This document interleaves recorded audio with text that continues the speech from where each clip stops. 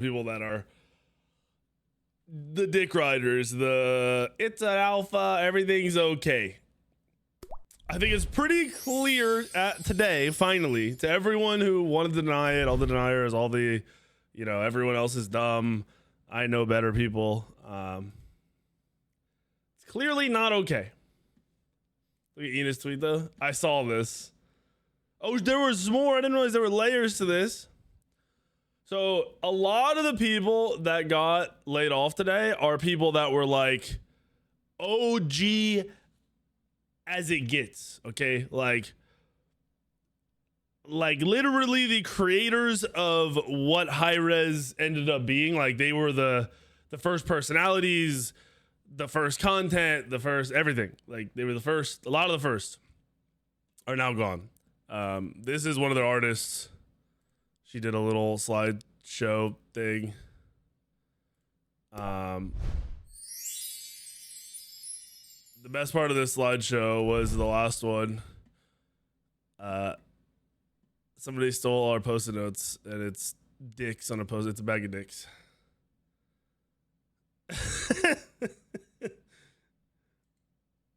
Tina being gone is kind of crazy. What I'm guessing is it seems like non-essential. Like a lot of the people like that look like they're gone are sadly the art team, like art people, and HiRez's art team was kind of like that was their shit.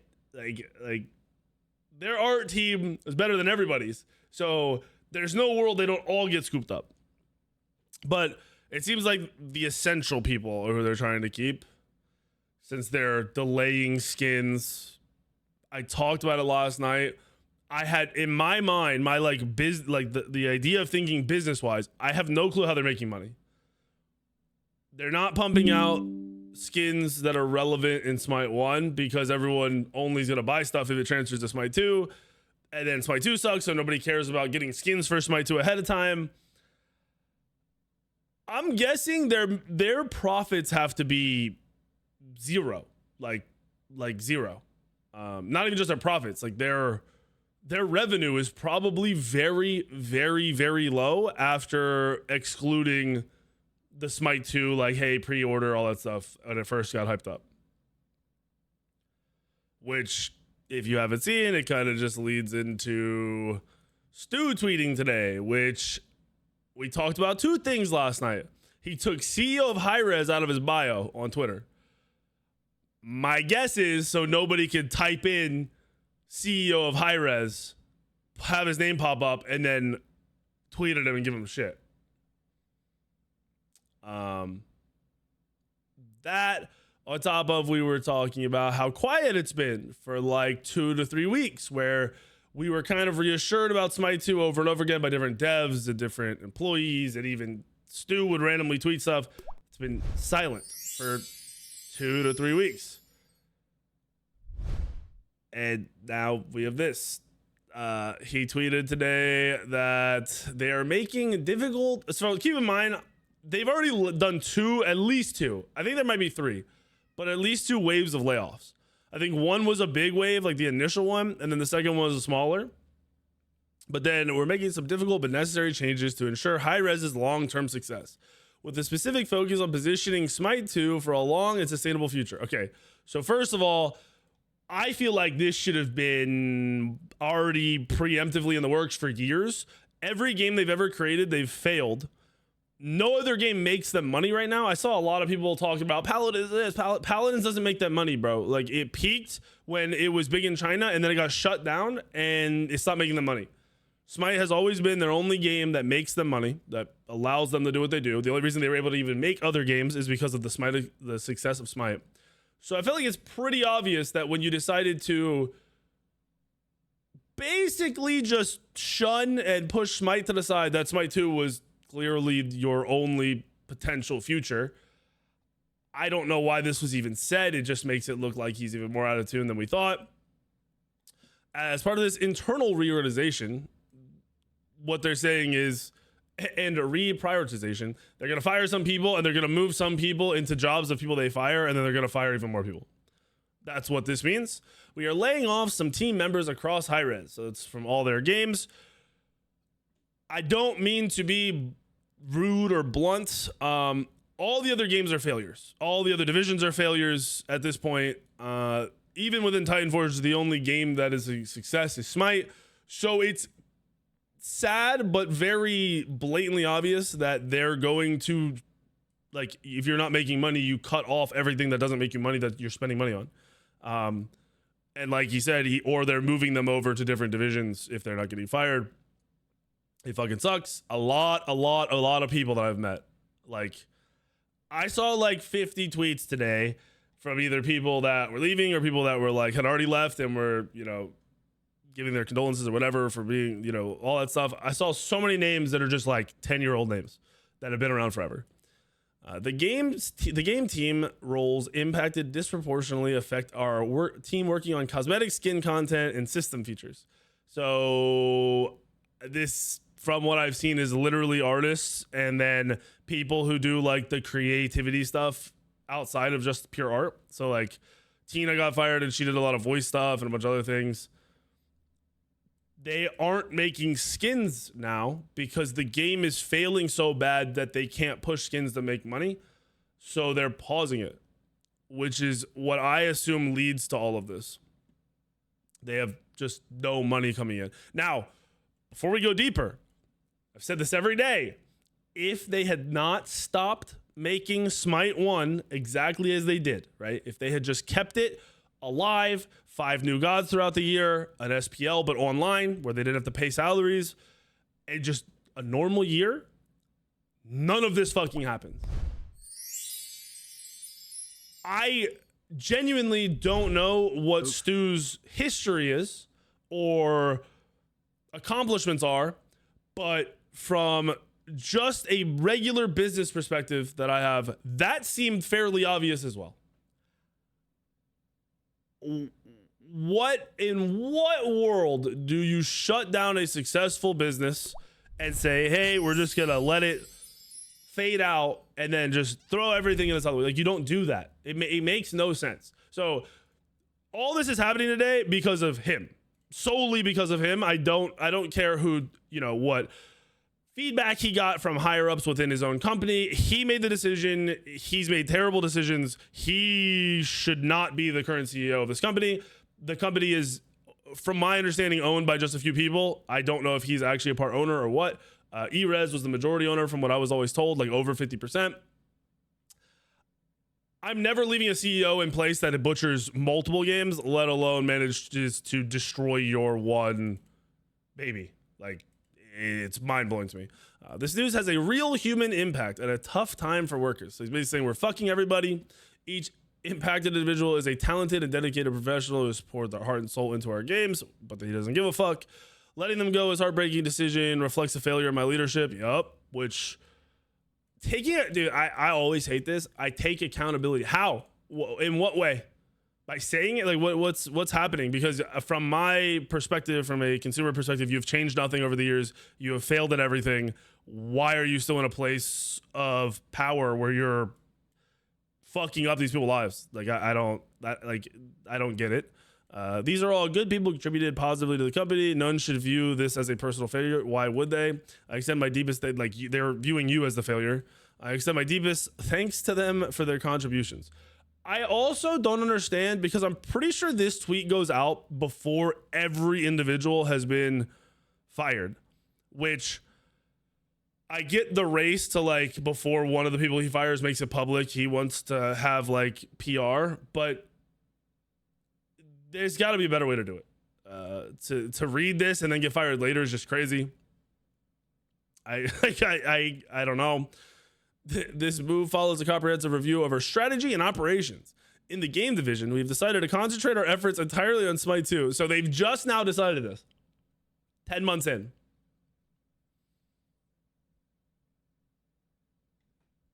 More than 10 months in. 10 months since it's been public. Over 2 years in. Outside a small team supporting light updates for Paladins. So Paladins, apparently their team size did not change. They lost one person. Someone replaced them from HiRez. So their team size is the same as it was. So the game will probably just maintain itself, meaning this game probably doesn't cost them money. It probably literally sustains itself. And Smite 1, which similar boat as Paladins, from my knowledge. There's no one really doing anything to the game. They're just sustaining it and changing numbers around. Smite car can save Smite 2. Shut your fucking mouth. Within Smite 2, we are almost exclusively prioritizing gameplay development in the near term, such as new modes and gods. So does this mean we're getting them at an accelerated rate? Does this mean we're maintaining the exact same schedule as before? I guess we're going to find out. As well as quality improvements. Yeah, there's a million things. Over some cosmetic and monetization features. So he's said this multiple times publicly, that it's like, hey, we're doing the right thing here. We're pausing all money making and we're making the game better. When in reality, what the fuck does that, what? First of all, how the fuck do you run a business without this? Why can't both coexist at the same rate when you've been doing it in Smite 1 for so long? I'll never get it. I feel like this is some like public thing, like a publicity thing. Like, hey, play our game still. We care about you, so we're not charging you for anything. But we have to fire a fuck ton of people that have been around for 10 plus years. Okay.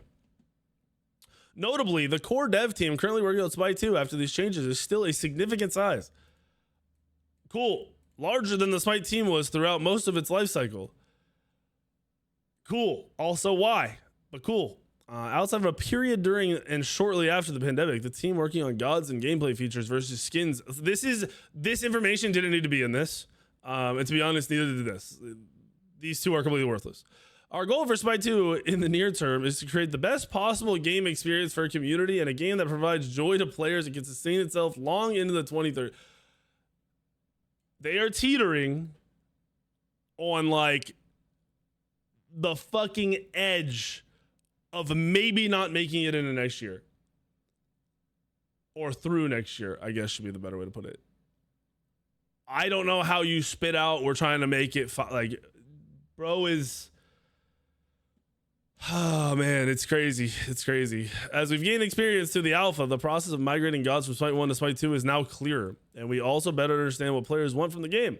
We're doubling down on ensuring the transition meets player expectations and moves faster, taking into account the lessons we've learned in the early alpha. While these changes are difficult, we believe they are necessary and we will emerge stronger from them. I hope fucking so. We appreciate your continued support, understanding during this challenging period, and that the support and thanks you give those employees.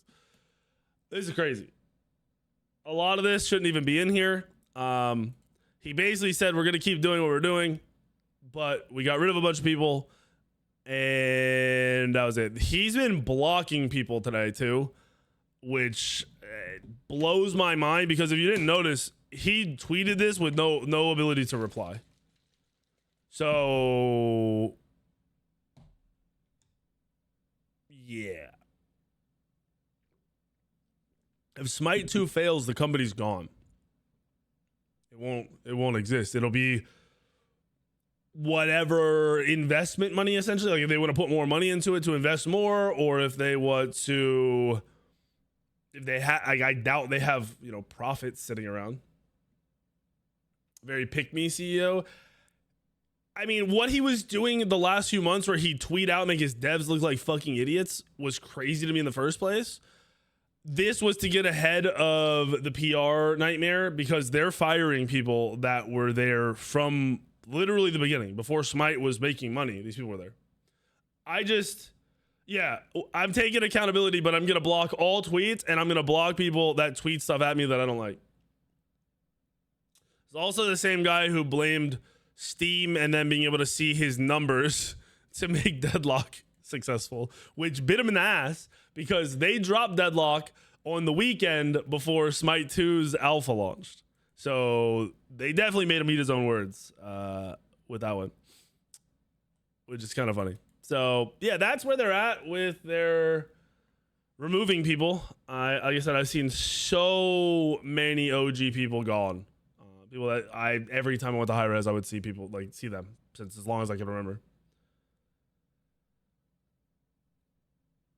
I just can't believe like the way they're going about it again. I feel like he tweeted almost the same thing before. I hope the game is successful because I still know a fuck ton of people that work on the game.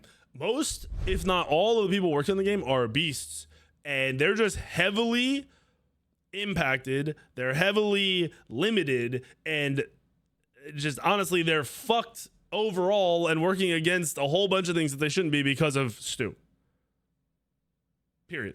If he didn't have whatever timeline he gave them, if they didn't push the game out earlier, if he had made better decisions, if he had kept Smite 1 alive for another year, literally a million different things that he could have done right would have made everything easier for all of the people that work for him. People might not have lost their jobs. The people that are working there wouldn't be getting so much shit daily.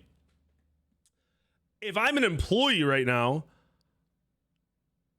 I'm going to be honest with you, I'm probably looking at other opportunities. Now, like it makes no sense to me for how skilled some of the devs and like artists are to stay with Smite now. I can't imagine any reason to. You just saw a bunch of your friends get fucking yoinked. You have a game that doesn't seem to be doing good anytime soon. Your job is, up in the air. I'm definitely applying to other places. They probably could cancel the Vegas tournament, but that $300,000 is not going to crazy change anything. I'm guessing most of the people that were fired have been there for 10 years. They're all probably making well over like 60K. I'd guess like 80. So you could cover like 3 to 4 salaries by canceling it, maybe more because there's other investments. Maybe let's say it was 600K. But that would be just until, next November they're gone. Those people now, they're not going to stay after you tell them that. They're going to leave and go somewhere else. I think everyone is overacting on Twitter. Layoffs aren't a foreign concept to anyone who works full time. It's the layoffs. It's who they're laying off, and it's the current situation of their product. All three of those things combined very clearly have a lot of people thinking in similar ways. I think someone looked up and estimated he probably makes like 300K a year as well.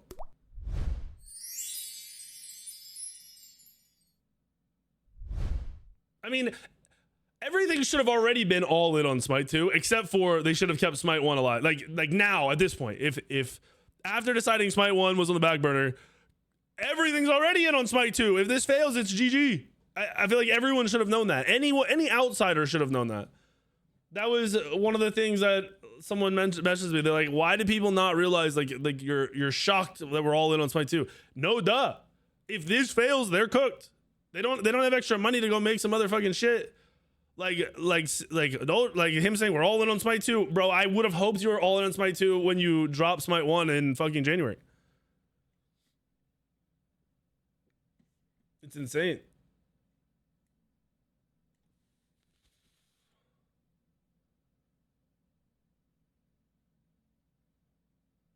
This is just insane levels of failure at their high end. I mean, bro, their devs are insanely communicative and take wild amounts of feedback and advice and apply it.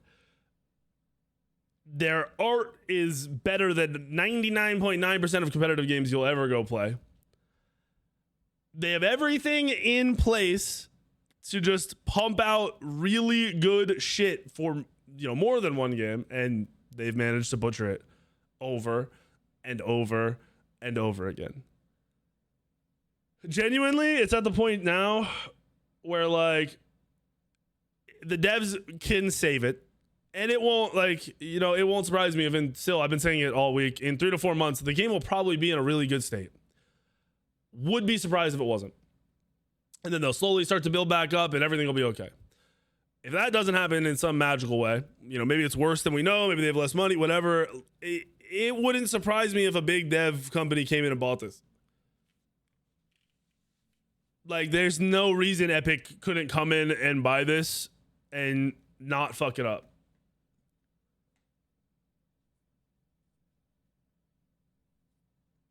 He said that the current CEO is a dumbass and needs to be replaced. Yeah, I mean, failure, dumbass, depending on what word you want to use. And I'm not saying anyone else wouldn't have made similar mistakes, but what I am saying is we're on mistake number 15, and this motherfucker is still in the same position at the same job, doing the same thing, making the same mistakes. Surely somebody else could have stepped in this time and not had this happen. Anybody else. Like I said, I don't know what his accolades are or like why he even has this job. What made him, you know, the CEO of the video game company? Did he? I have no fucking idea.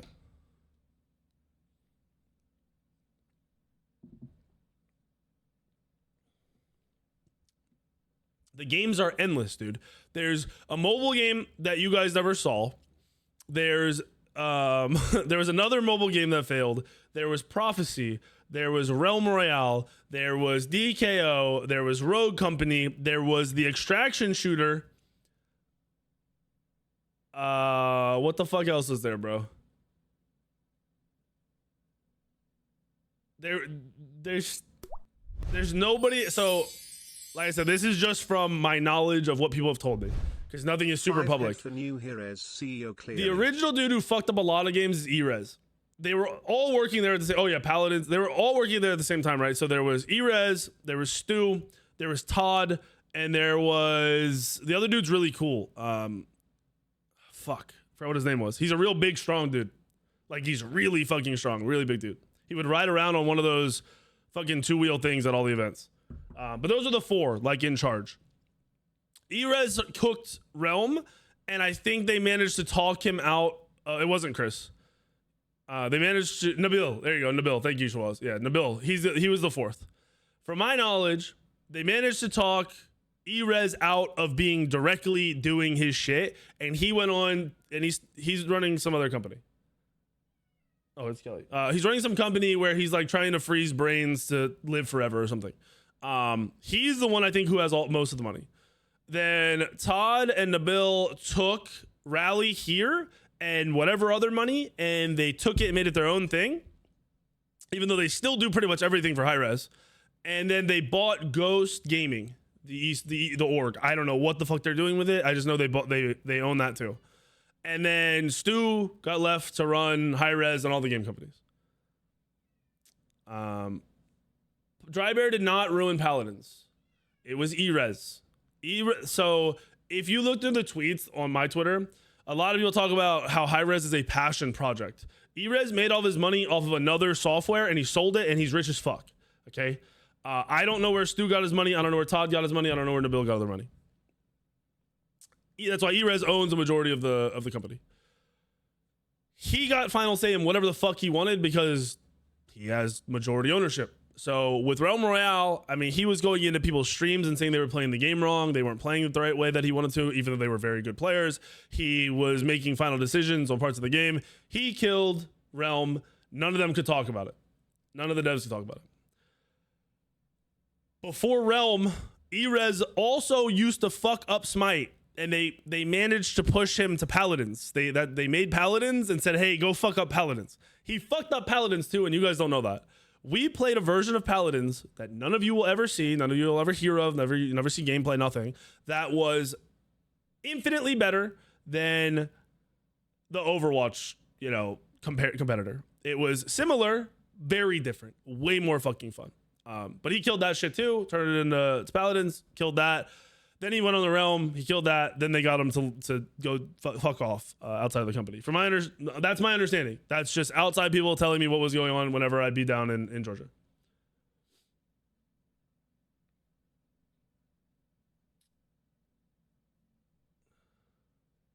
You're saying we played?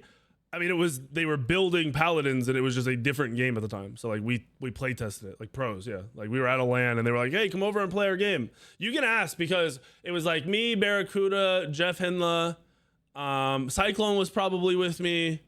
I bet you Allied was playing. I think Incon played.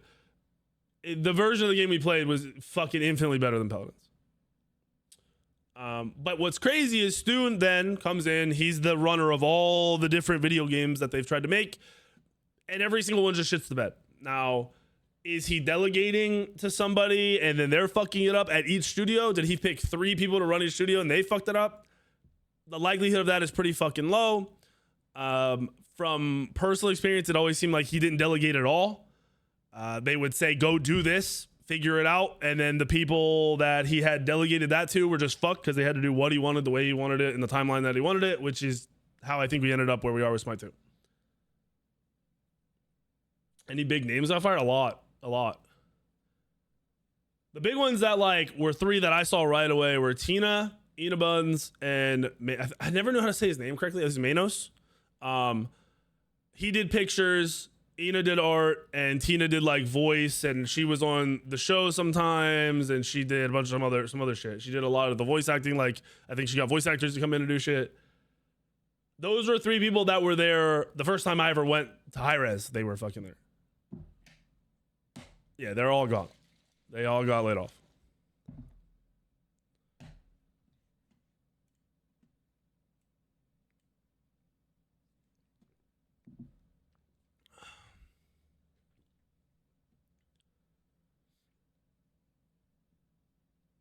I mean, he must have crazy ownership and just he's gonna run the company until it's gone.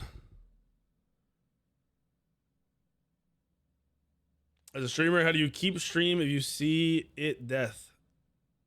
I'll stream whatever I want. I'll stream Deadlock. I get more viewers playing trading card game sim than Smite right now. So you gotta realize I've played many games for like a month or 2 on end with barely touching Smite and kept my viewership, my sub counts, all that stuff. Like I've done this for 10 years. Take a hit, build your new community, or build within your community with the new people that are seeing you. And if you are good at content creation, you honestly have a better shot of being successful anywhere else but Smite. Anywhere the fuck else. You could be a dinky streamer in 90% of other games and you have more viewership than I do when I'm the biggest streamer in Smite. I'm not playing Wiz, Shmeep.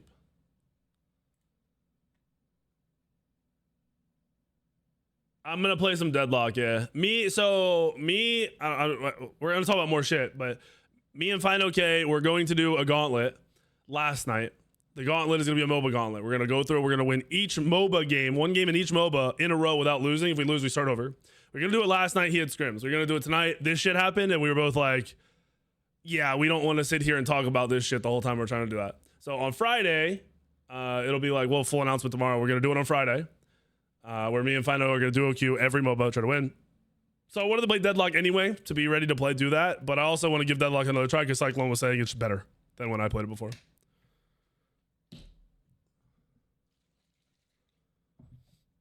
Thank you, Quackney. Fuck you, Spin. So I don't know if Fino said Dota 2 originally. I need to message him tonight and tell him to put it on the list. It was gonna be Smite 1, Smite 2, Deadlock, Predecessor, Fortnite, or not Fortnite, League, and then I don't know if he had a Dota, so we'll do Dota. It'll be 6 games.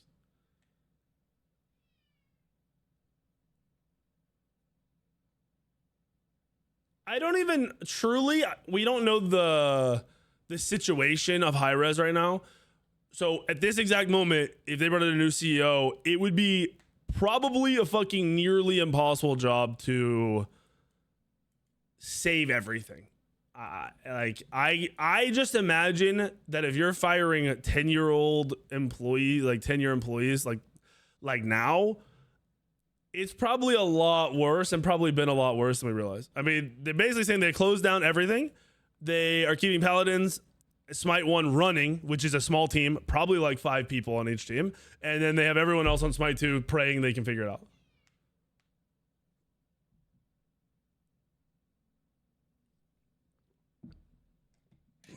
I'm never playing Fortnite again, bro. I used to play the fuck out of that shit back in the day. You're surprised Tencent is still not pushing harder? What do you mean? And I didn't even read this. I read this, but I skimmed some of it. I didn't notice they said They're prioritizing new gods and they can do it better, but they don't. He doesn't say faster. And doing it better doesn't matter if it's gonna be the same pace you originally said in the first place. You're basically saying like, hey, we're gonna do what we said, which everyone is telling you is not good enough.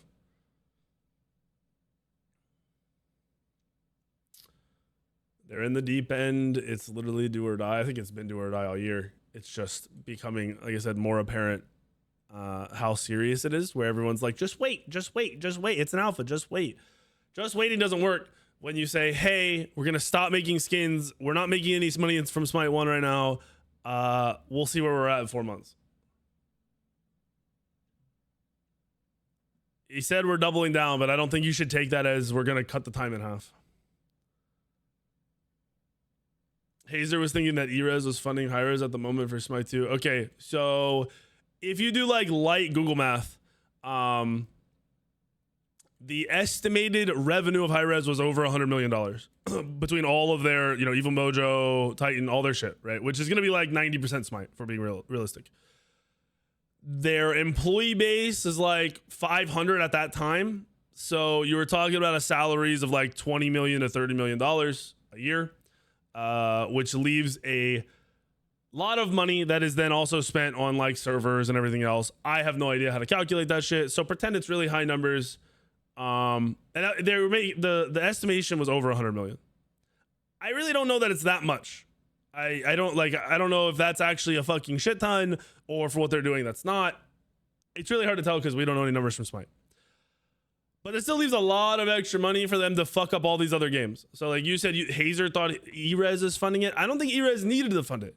They've failed. Look at all the games that they made and failed. Lots of money just spent and lost, spent and lost, spent and lost. So they said, all right, we fucked up on every other game.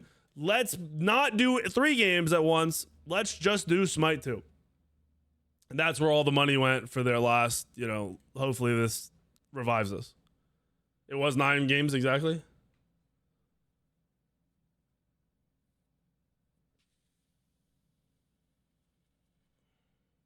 Now, like I said, I think as long as they make it long enough, still come January, February, the game is going to be better and it's going to be good and everyone's going to be having fun. As they get the rest of the gods in, everyone will stop complaining as much. Like, I don't think Smite is dead. But like I said, it makes it way more apparent how dire the overall situation is with HiRez, the CEO, the employees, the game, the state of the game, the state of the other games. It seems like a lot of people also think, or I guess they're assuming that like Paladins and stuff makes them a ton of money. I don't think those games make them any money. I think they spend all the money that's coming in. It's like, I don't know, like a good example is like I have a second YouTube channel that makes enough to pay like a tally ho salary every month. And it's not a lot of work, right? So it exists and is run because then I can pay somebody to do that and a little bit more, and it's not a lot of work for them. So Paladins exists and runs, and they can pay some salaries and also have something run that, you know, makes enough to pay that shit. As soon as it dips below, they get rid of it. Makes sense. I think it's valid to be concerned. I think it's valid to have the same kind of idea of it'll be good in a couple months, but a couple months is a long time for everybody. For anyone playing the game, anyone making content on the game, anyone working at the company, for the company itself, for the CEO, that's a lot. 3 months, a lot happens in 3 months. A lot happens in 4 months.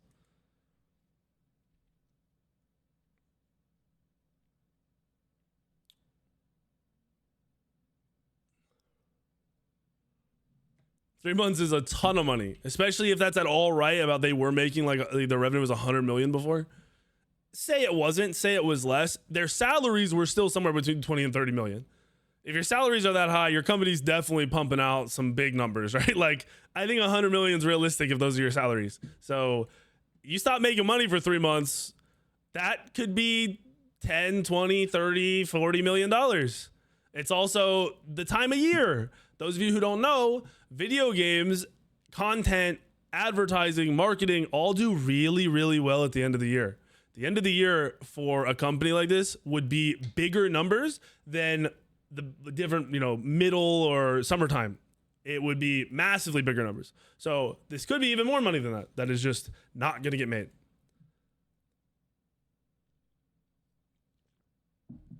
What's the motivation for the devs to continue? Most of the devs have worked on Smite forever. A lot of them played Smite, dreamed of becoming devs, and that's what they did. And like I said, I don't blame them if they're looking for other jobs.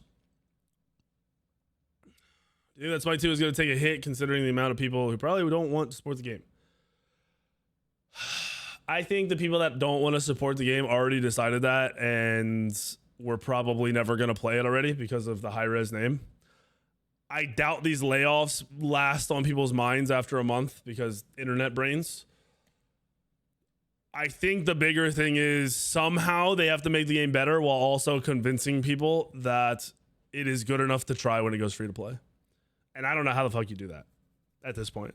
Because it's been like failure after fuck up, after incorrect implementation, after bad timeline, after a big fuck you. Like, I don't know.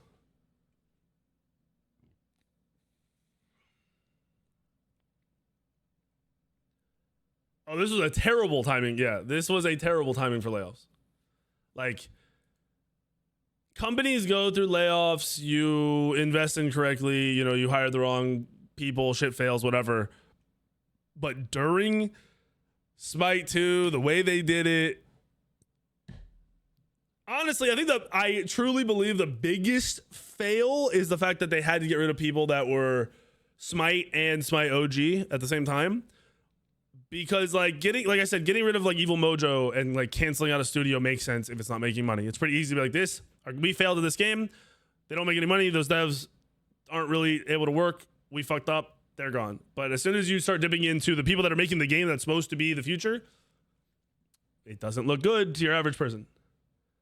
It's increasingly difficult to believe the projections ramp up they could achieve given they just laid out. Yeah, that's the other thing, right? He's talking about doubling down and shit, but you just removed a lot of people who have done their job for a long time at a really high level. So who replaces them when the time comes? How do you have the employees to double down and like meet the pace that's required? I don't know.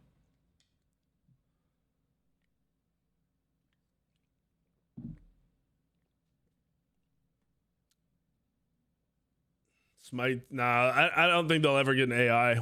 AI gaming won't be able to keep up with the artists that they had or have. I don't know how many artists are still there. We like everything is so just behind the scenes. Like the only people that you're gonna see are gone are people that tweet about it. Weak bam weak beweeksled. Thank you. Look behind you. Appreciate you, dude. I missed some subs, didn't I? Mahunga, thank you for the 46. Jones, thank you for the resub. Acrylic, thank you. Vince, thank you. Neon, thank you. Neon, thank you. Shrieking, Eye of the Dead. Asphyxia, call me JK. What up, Riddle? Oh, and I know as I was getting on, I started like skimming through a Fine OK video. I'm assuming this is bait, but I'm not sure. If there ever was a video I'd really appreciate you watch till the end, this would definitely be it. And if you haven't seen one of my videos in a while, or you're a new viewer, or you're an avid viewer, so just for context, No, this is why I'm just becoming a deadlock gamer. In terms of Carly, in terms of like viewership and numbers and creators, there was like for the past like 7-ish years, it's pretty been much like been me, and then you had YouTube, which was like Double J, and then you had like the next streamer, which was like probably Fine OK and Incon. They were neck and neck stream wise, but Fine OK was way higher numbers on YouTube than Incon. And then you had like Haddix kind of move up, you had some other people kind of move up, but in terms of like streaming numbers, Fine OK is pretty much like the number 2, 3, or had been for a long time. So his opinions and whether he like this is time to move on. I'm assuming it's bait. I don't know. He hasn't played a lot of Deadlock. It's a big deal. You're doing well. I've been doing these talk videos a lot lately, it seems, and I think it's just because I have a lot on my mind, and you know, I've always tried to be like transparent and honest, so I be yapping, you know. But I got a lot to talk about, and I think it's pretty important, so let's just get into it. Also, sorry about the noises, but my dog Cleo is chewing on her bone. Come say hi. Up. Hey, Cleo. So if you didn't see, there were some layoffs at Hi-Rez today, which is just a few weeks separated from some other layoffs at Hi-Rez, which, I mean, it just fucking sucks, to put it bluntly. My heart goes out to everybody that was affected. There's a ton of people that work at that company that are really, really good people and hard workers. And, you know, it just sucks. That sort of pushed the topic of today's video to the forefront of my mind, but I've been thinking about this for weeks, if not months, you know? This is one of the problems with just being patient and waiting, forehead, for the game to be in a really good state, because, you know, how are you supposed to pay the people improving the game if it's not making money, you know?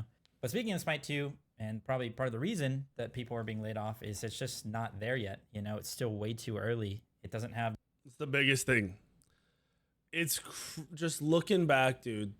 Even at the promises, like, they shot themselves in the foot when they fucked up that first few months of Smite 2. Like, the fact that the first 4 alpha weekends were dog shit, the first 3 were dog shit, and they had to essentially spend all the time that could have been making the game, you know, where it needs to be, fixing it, set themselves so far back. The replayability that it needs. I think in a few months, maybe even as long as they can sustain it, I know in a few months it'll be a lot better, but it's just not there yet. And population-wise, viewership-wise, it's just not. This is insane. This is insane, Lilo. Insane. Not really sustainable right now.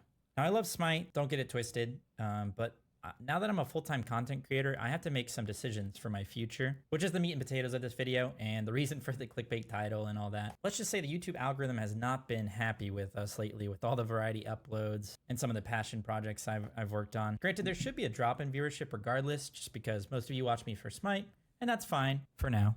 But let's just get to the point. I've been absolutely loving Deadlock. It feels corny to say, but it feels like it was sort of like made for me with my background in fast-paced shooters like COD, Halo, and Gears, and then RTSs like StarCraft, and MOBAs, of course, like Smite. There's a passion there that I haven't felt in a while, and the upside to the game is sort of just limitless right now. And it feels like a game I can not only just be good at, but maybe even be the best at, and want to be the best at, if that makes sense. So Loyal and I have sort of made the decision to mostly upload Deadlock now. That might feel weird to some of you who haven't been keeping up. But to put it simply and maybe in a metaphor, it feels sort of like we're on a sinking ship with Smite that's constantly having holes pop up, but there's another boat within swimming distance that's literally partying in our view. They're throwing lifeboats down to people.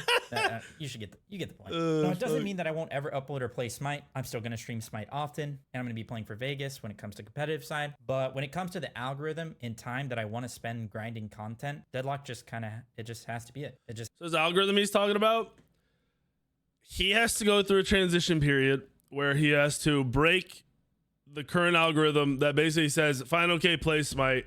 All videos are Smite. If it's not Smite, nobody wants to see it. So he has to break that, which is going to take time.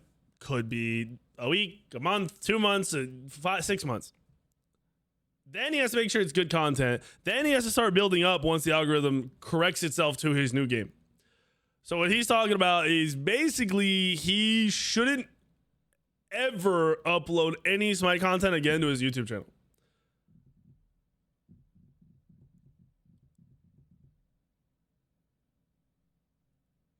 Haddock's already trying to get him kicked from his Deadlock team. What the fuck?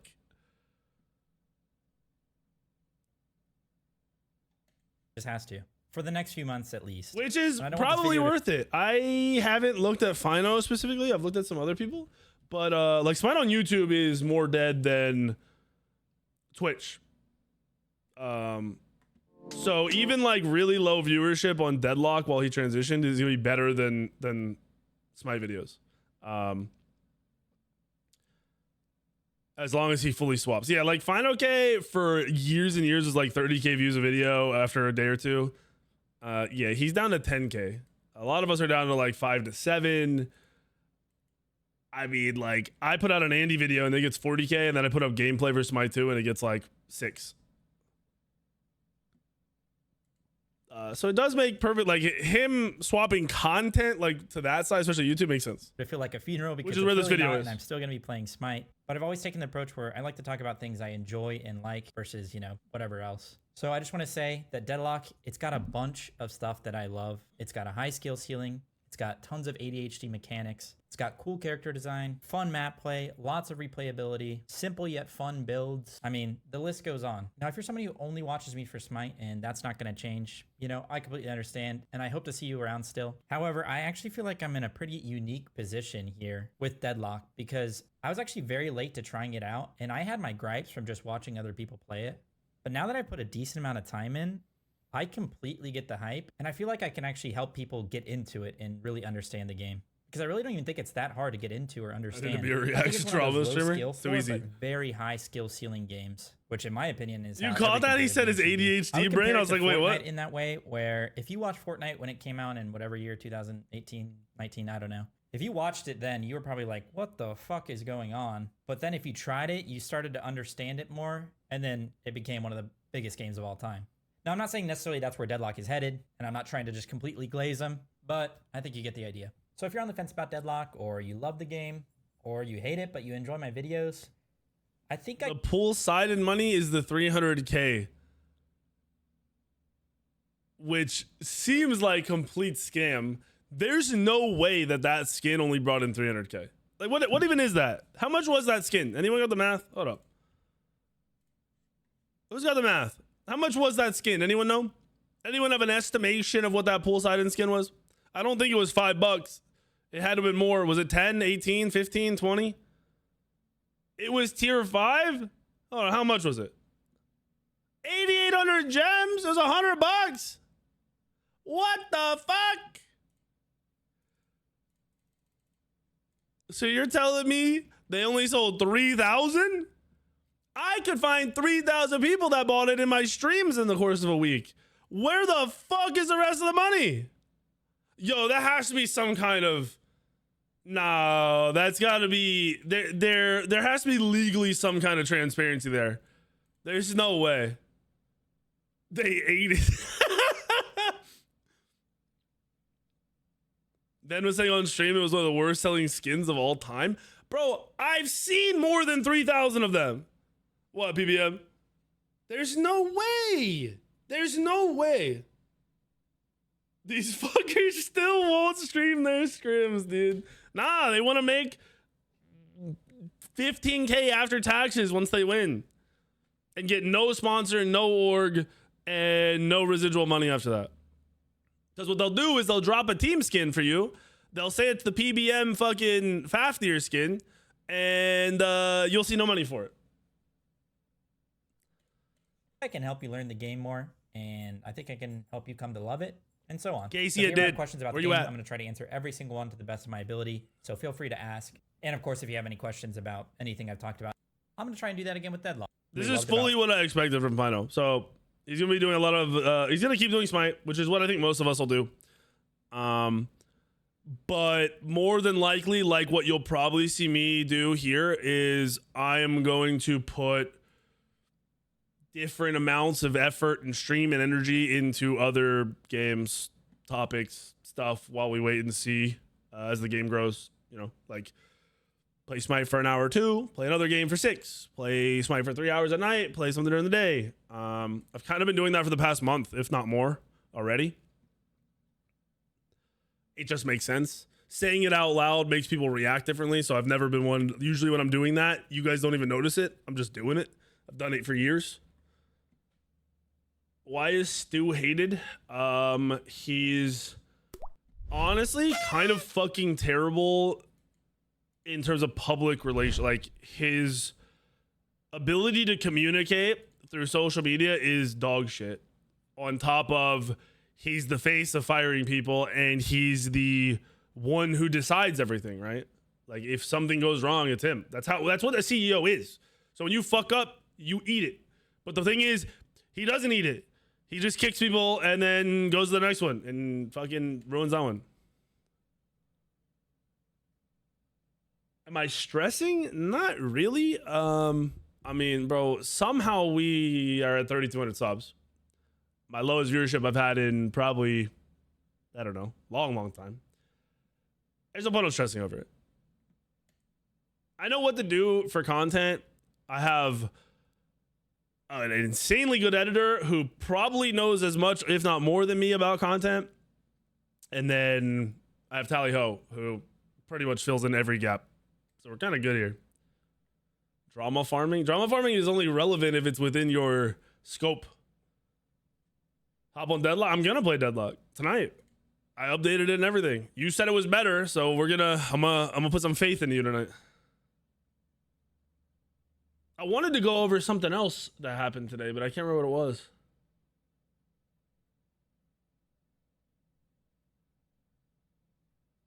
Deadlock Smite source builds.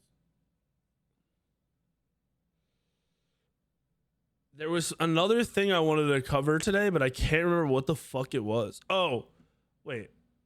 Hold on, let me see.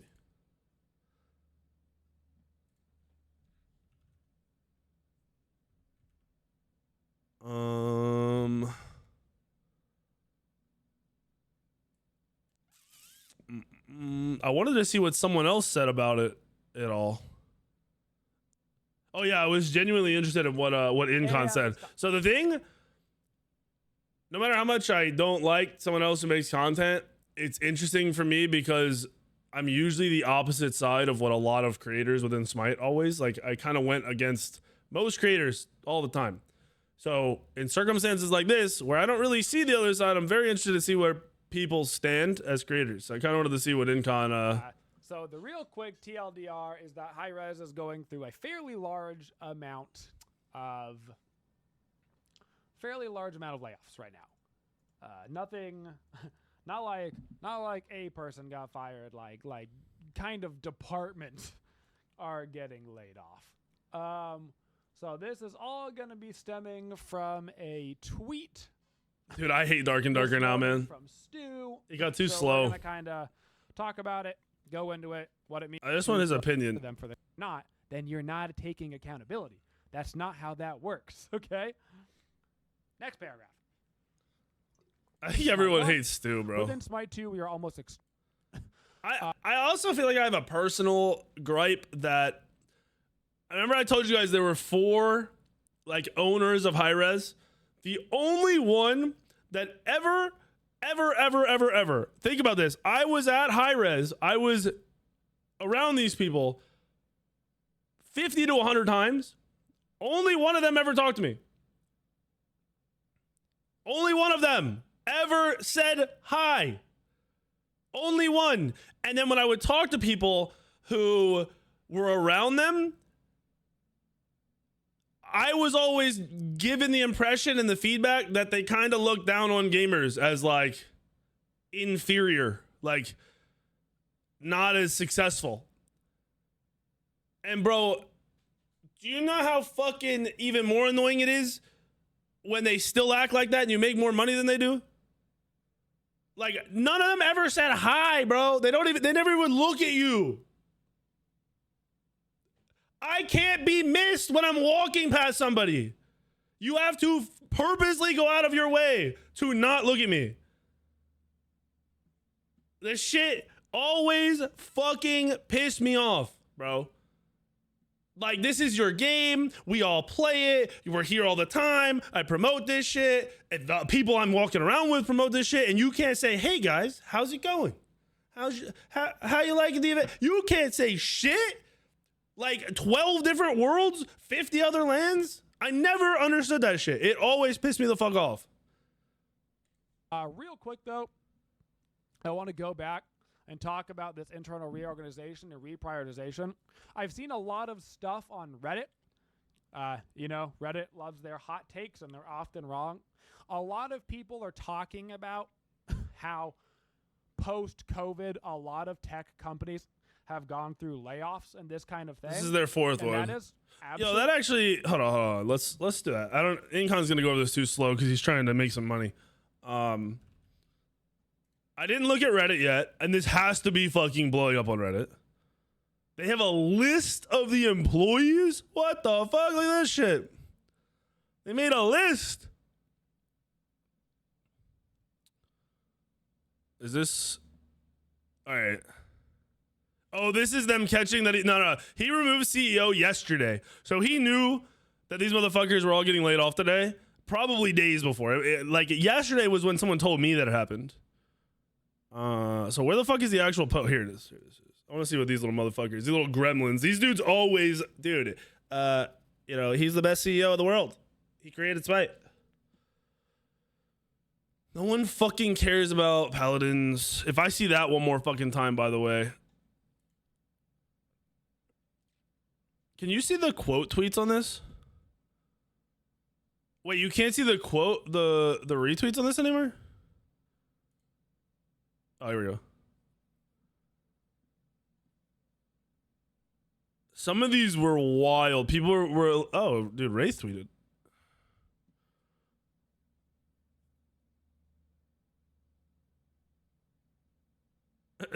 Tuba should be posting this on Twitter. He had to. PR, bro. He had to before he let everybody off.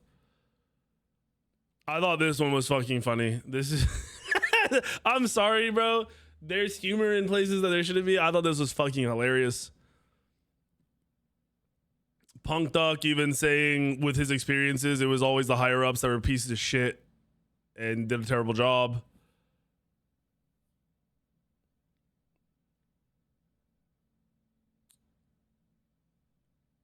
Fine, okay, even. Why is some of these are fucking bold, by the way, and I don't know if it's if you have a check mark or what. Don't say take accountability, prove it, step down, take a cut. He said somewhere, he responded to somebody. Hold on.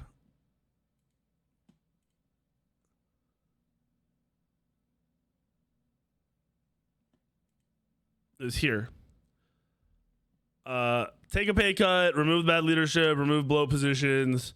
He said, I understand the perspective and don't blame the anger. I took a very substantial pay cut. I'm making the same salary now as I was when I started the company in 2008 when we were a startup. I don't believe this. I genuinely don't believe this because most startups, the first year, they invest money, they don't take money out. So I don't believe this at all. I genuinely don't believe this in a million years. He said somewhere, I haven't had a yo, this is crazy to me, dude. This shit's crazy.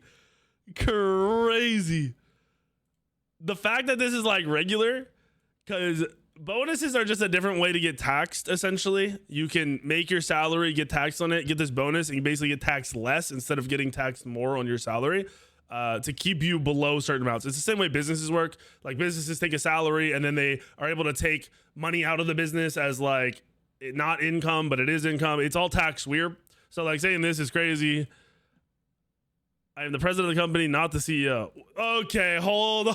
Yo, tell me somebody has a screenshot of his shit saying CEO of HiRez, of Rally here and something else. Oh, yeah, Sammy, that makes sense. Yeah.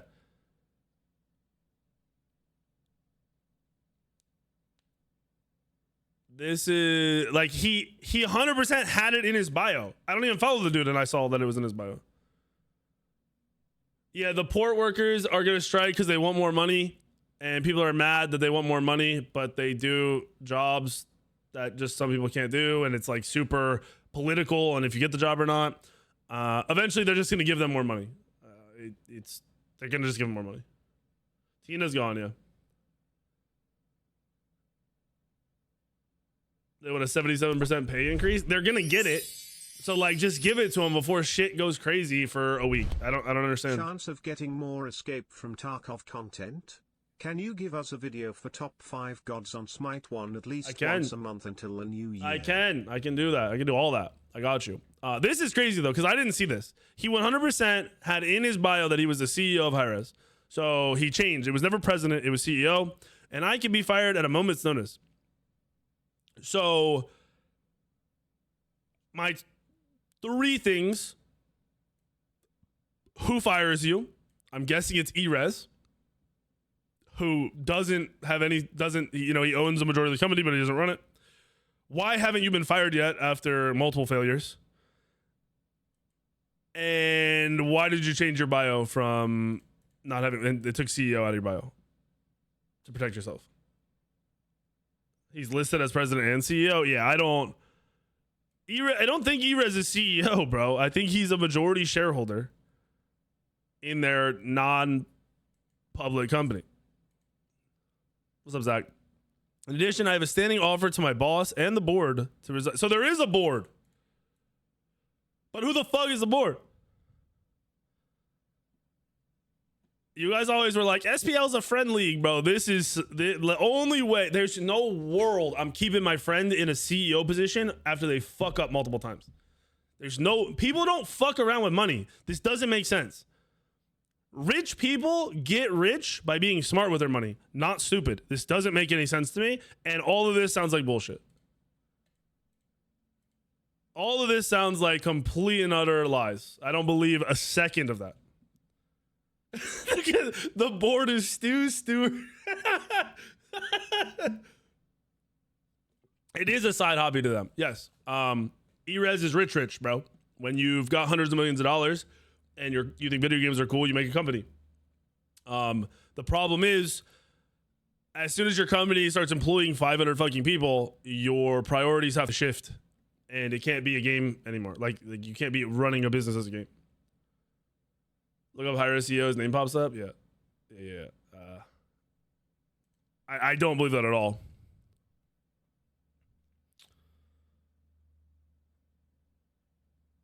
This is you gotta double down, Savvy. You can't take a step back on this one. This is impossibly hard to believe that any of this is true.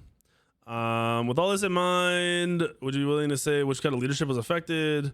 Quarterly mandatory training would definitely be a huge waste. So I'm curious where we say that so we can reword or fix that.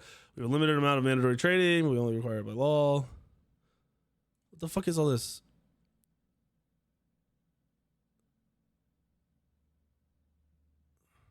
Okay, so he just starts bullshit posting. I saw something where he talked more about how he literally said the 300,000 or his salary. Wait, is it in here? He said somewhere where his salary wouldn't keep anyone's jobs. And then someone commented that he was estimated to make almost 300K a year. I think it's reasonable to think he actually stepped down. Maybe I'm delusional. Or that he plans to. Not that it should be trusted. Maybe. That's kind of what I was thinking yesterday. We talked about it last night about him taking CEO out of his bio. But then to the next day, be like, here's a non-replyable tweet of us firing a bunch of people. It looks more like he's protecting himself, right? Like the timing didn't add up. Now, if he had said, hey, we're removing people, I will also be stepping down in the near future, blah, blah, blah, that kind of makes sense. I don't know, bro. I mean, then to say this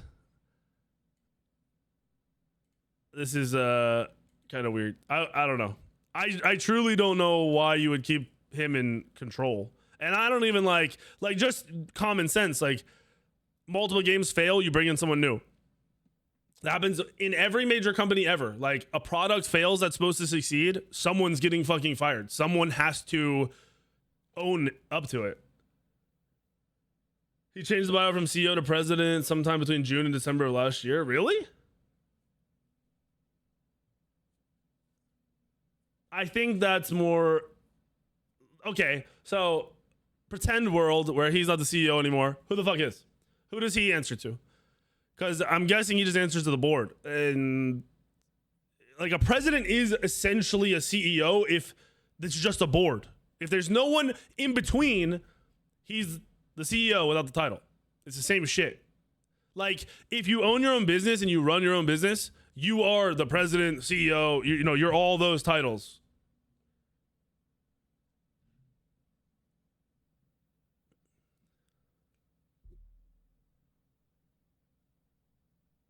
I don't know him at all to say whether he would lie about shit, but I mean, I feel like you would protect yourself at some point, right? Reddit just running off on paladins and shit that doesn't matter. He's like, oh, he made so many poor choices. Dude, I didn't even think about this. If you really think back to the beginning, they struck gold with Smite and the people that they brought in, and then they like think of the decisions.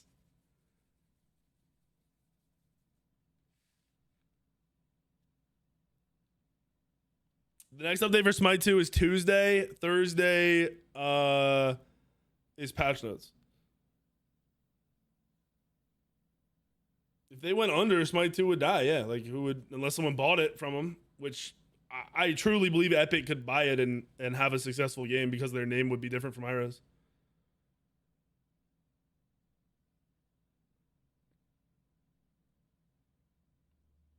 Honestly, if I'm an outside company and I'm looking at this, Steam or Valve is never going to buy Smite because they have deadlock now. They don't. Smite could die. They're happy. Epic could buy Smite because they don't have any stake in Predecessor, Paragon, or anything like that anymore, and they would want that. But at the same time, I'm thinking, who would want Realm? Because if you buy Realm and you drop Realm exactly where it was, whether you recreate it to that point or you somehow go back in, you take whatever game they have and you reverse engineer it, that could be a Fortnite competitor and possibly a revival of the BR genre. But who the fuck would want to buy that?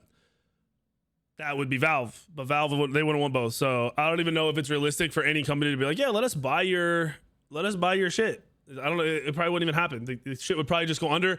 And honestly, just from reading the post, they probably wouldn't even sell the company. They would probably let it die. So that's why we just hope that the devs manage to save the fucking day and get Smite 2 where it needs to be as fast as humanly possible. But I don't even know how, I know how they do it, but can they do it fast enough? I don't know how you do it any faster without faster patches.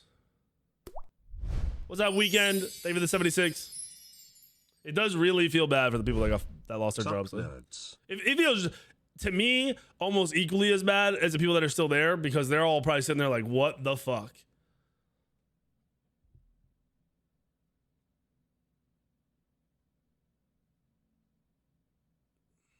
What you're worried about is they work these devs to death. Oh yeah, dude, I was thinking about that like almost every time big shit was happening on Smite. Did they just work late as fuck every day? And like do they just work all the fucking time?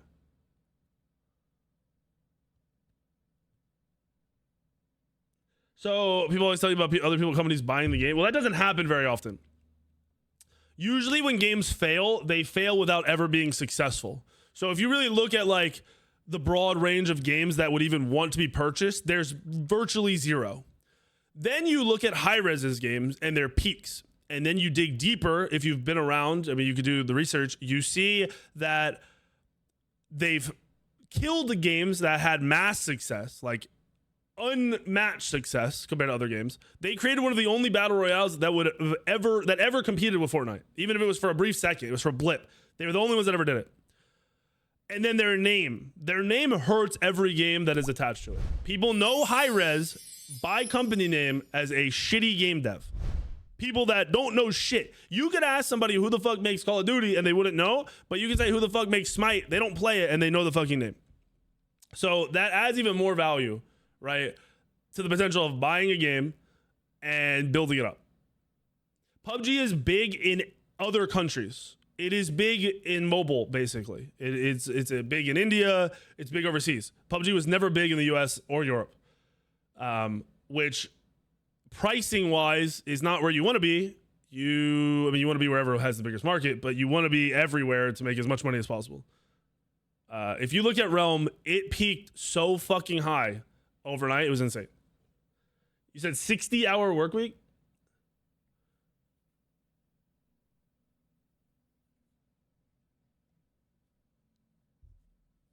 Assuming they're not working on the weekends, that's a lot. Your average people don't work 60 hours anymore, bro. Because then you don't get to live your life. Especially for as much as a lot of them are probably getting paid.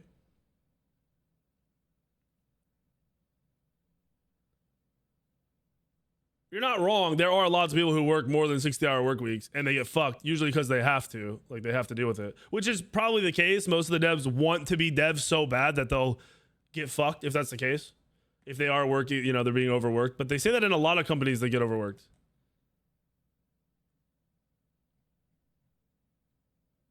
And then you give them shit for not playing the game that they make after they work on the game for fucking 12 to 15 hours a day, bro.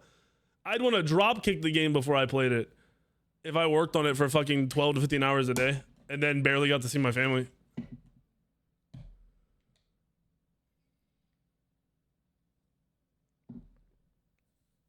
You know the Hi-Rez devs, how do you see their conditions? What do you mean? None of them complain to me about being overworked. They all love the shit they do. But that doesn't mean they don't work a lot. They're also the people I know are like really, really good and really, really hard workers. Like they aren't lazy fucks that get put in these positions. They're people that probably overworked themselves to get there and then it became a norm.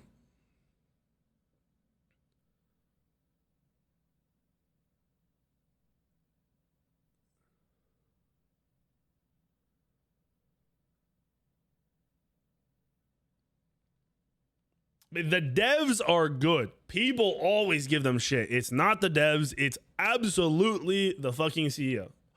President now is the word, the term, I guess.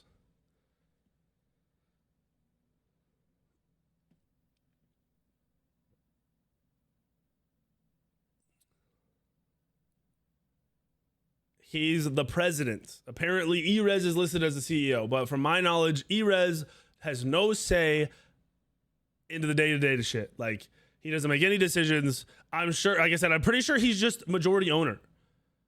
I think that Stu and HiRez bought out Todd and Nabil, and the two of them own the company. And HiRez is the CEO with a 51% stake, and Stu is the president with a 49% stake. That's what I think. Could be completely wrong. It could be full of shit, but that's what I think. The devs are definitely salaried. Absolutely. How much? I have no fucking idea. Would they ever talk about it? I have no fucking idea. I try to make DKO instead of putting more focus on the Smite. So at some, are you memeing, Twigs? You fucking troll. It looks like there's no way they're going to be profitable. How do you make money? Right now, how are they making money? Smite 1 or Smite 2? Where the fuck's the money coming from? No one is going to buy skins right now in Smite 1 because the huge selling point is, hey, you have it in Smite 1 and you'll have it in Smite 2. No one fucking gives a shit about Smite 2. So why am I buying Smite 1 skins? You're not.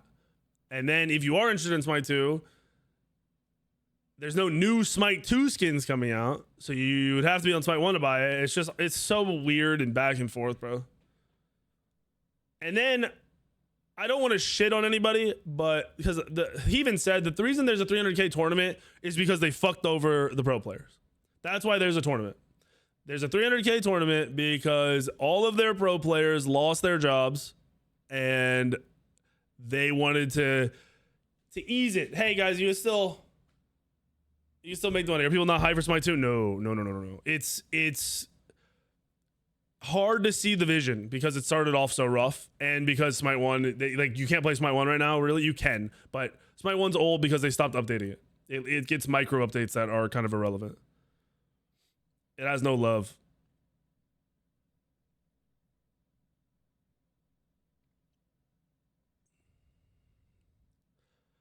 Also, you have creators getting fucked. Their viewership's bad, so they're not pushing the game. You had the pros who aren't happy, so they're not pushing the game.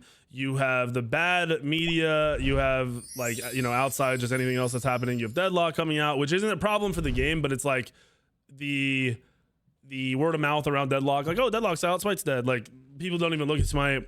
There's a ton of factors that are going into it, bro.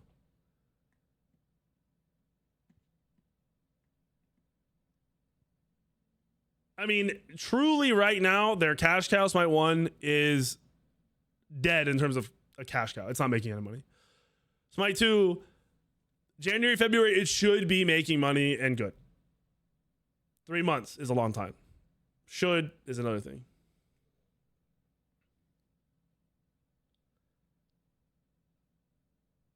Pros aren't entitled to any type of money. Okay, so it's not about being entitled.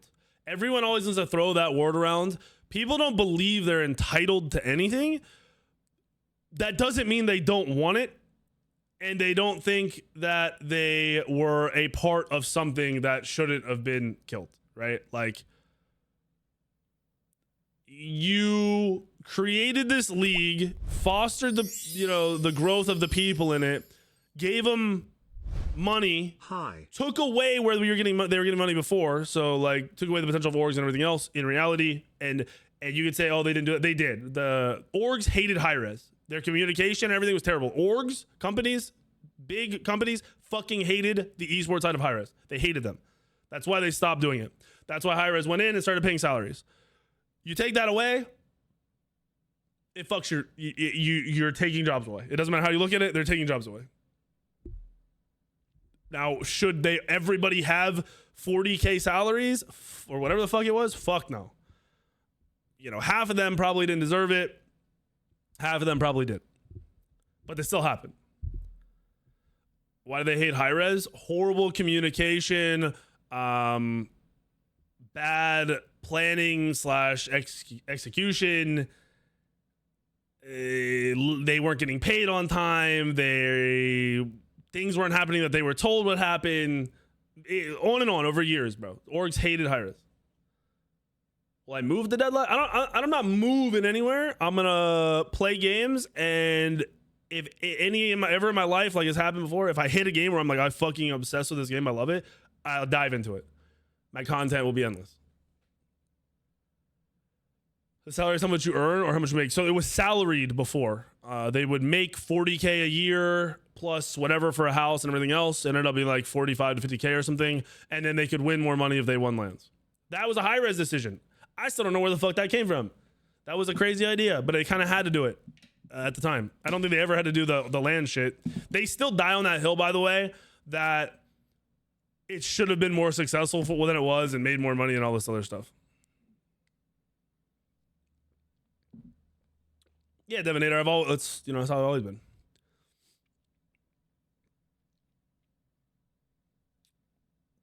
Jones, I'm pretty sure it's just an email unless it changed. I'm not even on the doomer train. I'm just breaking down what's happening, and I still think as long as the game makes it to February, January, it'll be fine. Then, after it takes huge L's. Dude, I still remember, so when they announced, I'm pretty sure it was when they announced going to like a LAN setting, I was not really going to play, and we were in a call with like 50 people.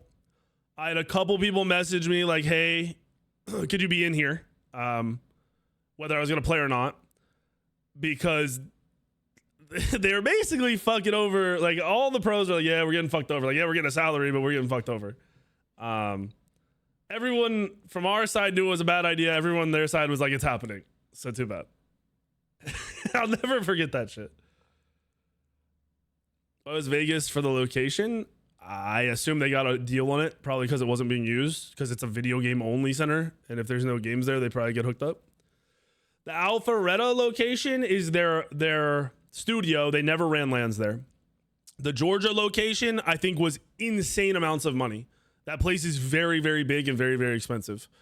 And then the Texas location, from what someone told me, it was like a third of the price of the Georgia location, but that's still a lot of money. I bet you they knew somebody or somehow got a cheaper deal at the HyperX.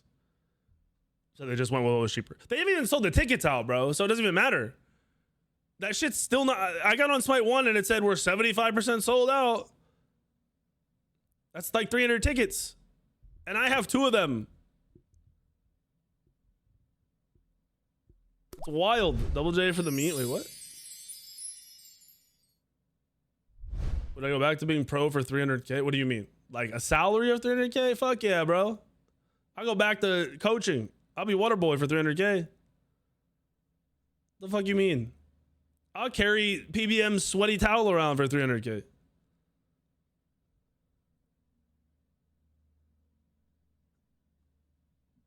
It's not Worlds either. It's just a LAN event. Better refund those tickets? I'm not worried about it right now. You'd want more?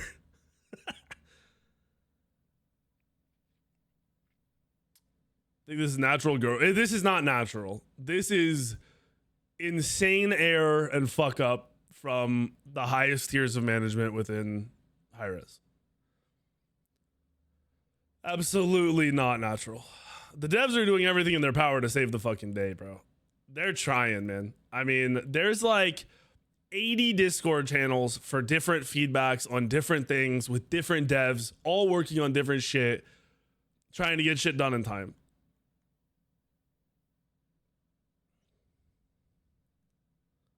Run it back in WoW? Fuck no. Mindy's been trying to get me to play Throne and Liberty, and I don't even want to do that. I'm going to Cyclo. Chill. We gotta cover stuff. This has to be a good edit for Daedra.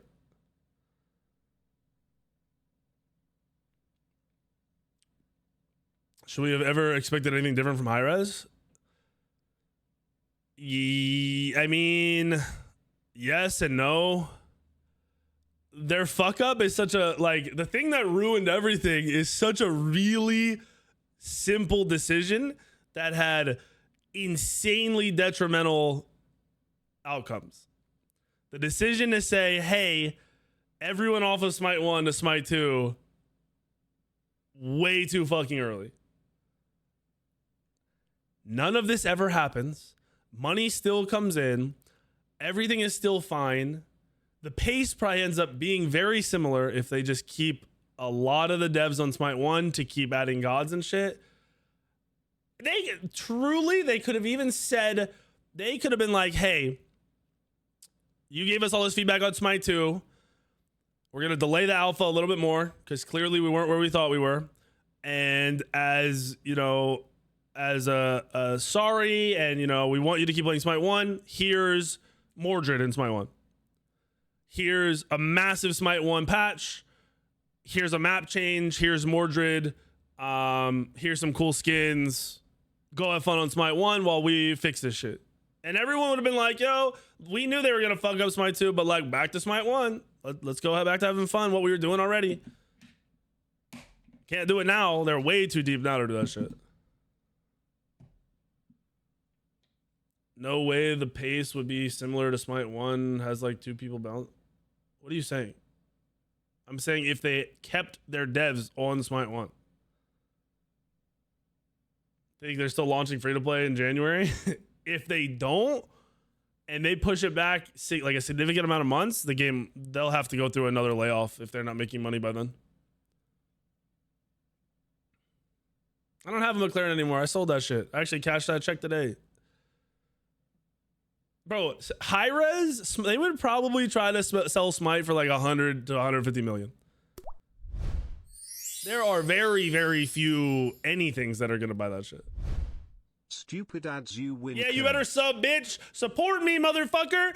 My game is dying. I need Jesus at this point. What do you mean?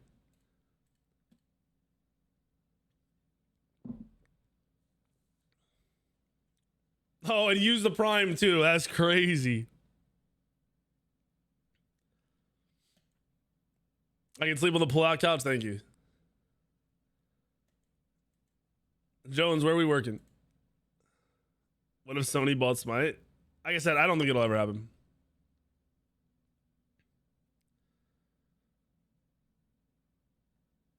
Okay, that was not his bio a couple months ago. I'm positive that was not the bio. It changed to CEO and it had Rally here, or it had HiRez, period, Rally here, and some other company. Feed stream? Yeah, that's only when we're really desperate. Chill. Chill. Relax.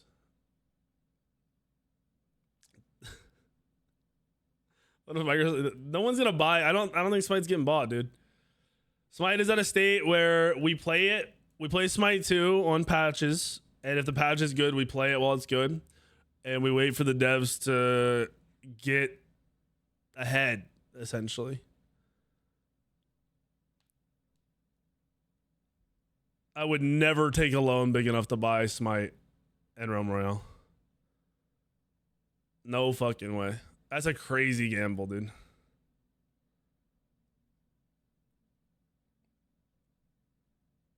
Smite is going to be bought by Valve. Deadlock's going to shut down. And Smite will be the new Ultimate MOBA. You are living in some crazy fantasy.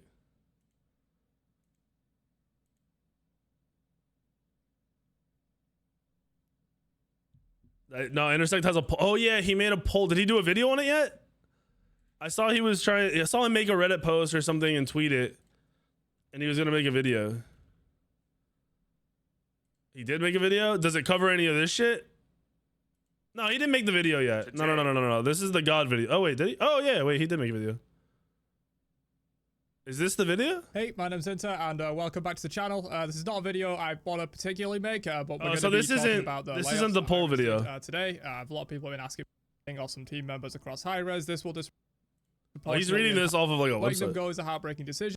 Still, have how early it is a fair way of putting it. You know, Smite 2 is not really ready yet. Smite that no one wants to see. Yeah, that's why on February. What's different about this one to me, bro, is like a lot of the people that I know, I like with all the other layoffs, they're like, yeah, like this sucks. They're reacting differently. The devs,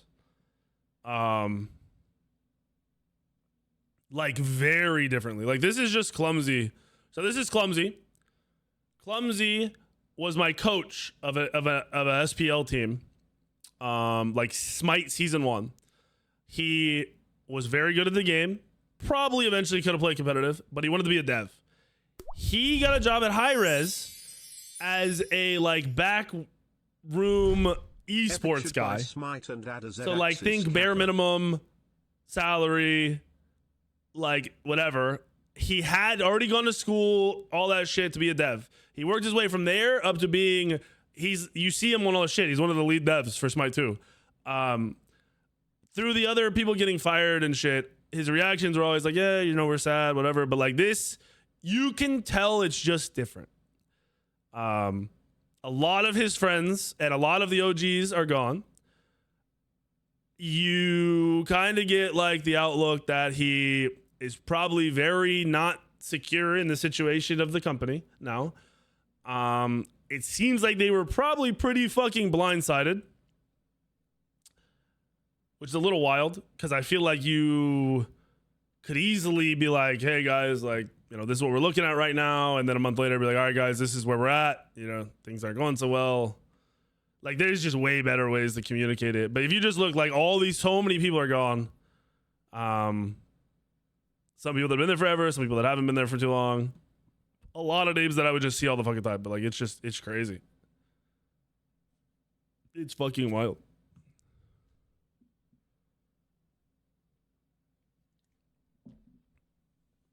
Clumsy will be all right. Clumsy is very smart. He's very, I wouldn't say emotional, but like in tune with his emotions. And you lose, you know, 10, 20, 30 friends that you've worked with for 10 years that have pretty much like taught you and like, you know, interacted with you. Like I've gone out to eat with Clumsy and all these people, like people that got fired, that lost their jobs. Like Tina drove us to, I don't know if it's an ice cream place or like a boba place or something. Like me, Clumsy, and like, I don't know, someone else, Cyclone or somebody, but Allied was with us. I don't know. Like these people that have been friends forever just lost their friends. They fired a lead dev. I don't think they fired a lead dev that I saw. Right? I could be wrong. It depends on, I don't know, like what level. Maybe, I don't know. That is the link. Link for what? Today we become. Oh, this is Intersect's video on how they said to fix the fucking game. Without such wide. I then averaged out the scores from the over 500 respondents, and we'll discuss the. What is Smite 2?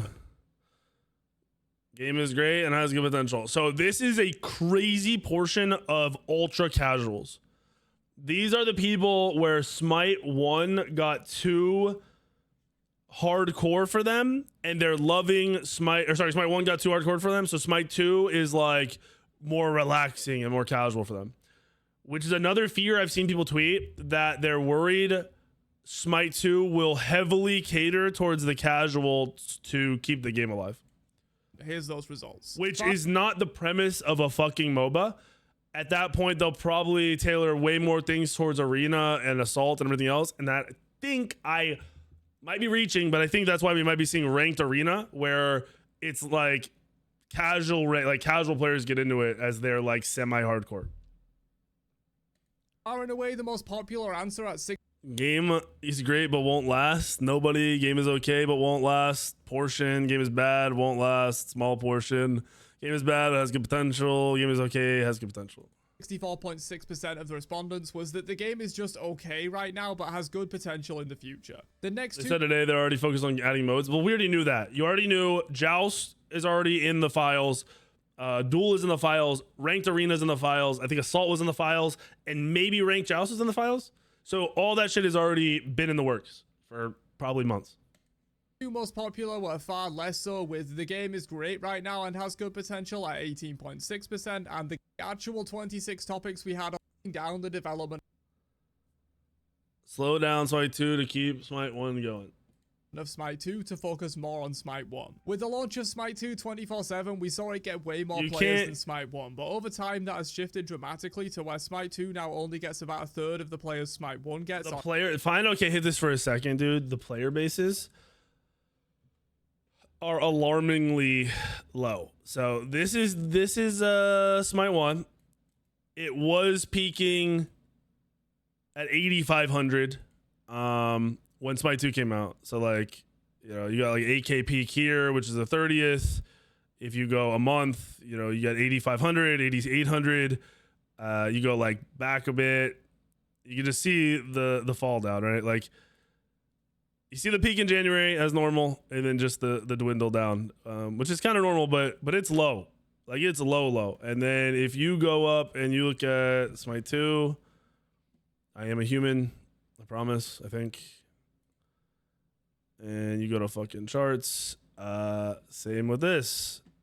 You had the initial peak. This is even the fucking peak. This is just a month back. Yeah, like it's dropping fucking fast. And it's like, I think this is a realization point. I think here was the first one where you were like, okay, the game's all right, but it's not that good. And then like somewhere in here is where you're like, all right, I don't really want to play the game anymore until they make it great. Like they went from Smite 1 having 8,500 to Smite 1 and Smite 2 together barely hitting 8,500 in weeks. Like this is crazy. I mean, there's almost more people in my stream right now than are on Steam Smite. On average. In this regard, I half expected this response to be more popular, but it seems most people who have gone back to experience where the real deal is. That's why I keep saying, if you're a content creator, you don't really have a lot to lose because you're kind of on like a huge downward trend anyway that you can always come back to. The game with skins, events, to try other shit and cosmetics. This stuff is important. Yo, you said predecessor level numbers? Hold on. Is predecessor? I haven't seen. We're gonna play predecessor, by the way. So predecessor is right there with Smite 2. I remember when it hit this year, and people were coming in my stream talking about how great the game was gonna be and how Smite was dead. Maybe they were wrong about Smite being dead, but not about their game. All right, let's go, Mamba. Yo, we would be a kind of a filthy combo as soon as I learn the game. We could talk some mad shit. That'd be good edits. What if we contribute to make a hedge fund to buy Smite? I think they will die on the hill of the game they made. I don't think Stu or HiRez will ever not be in charge of Smite. Whether it exists or not, it'll be their thing. Their baby. Deadlock's numbers? I truly don't think Deadlock is a like the game is insane plus it's Valve. Yeah, here's Deadlock's numbers, buddy.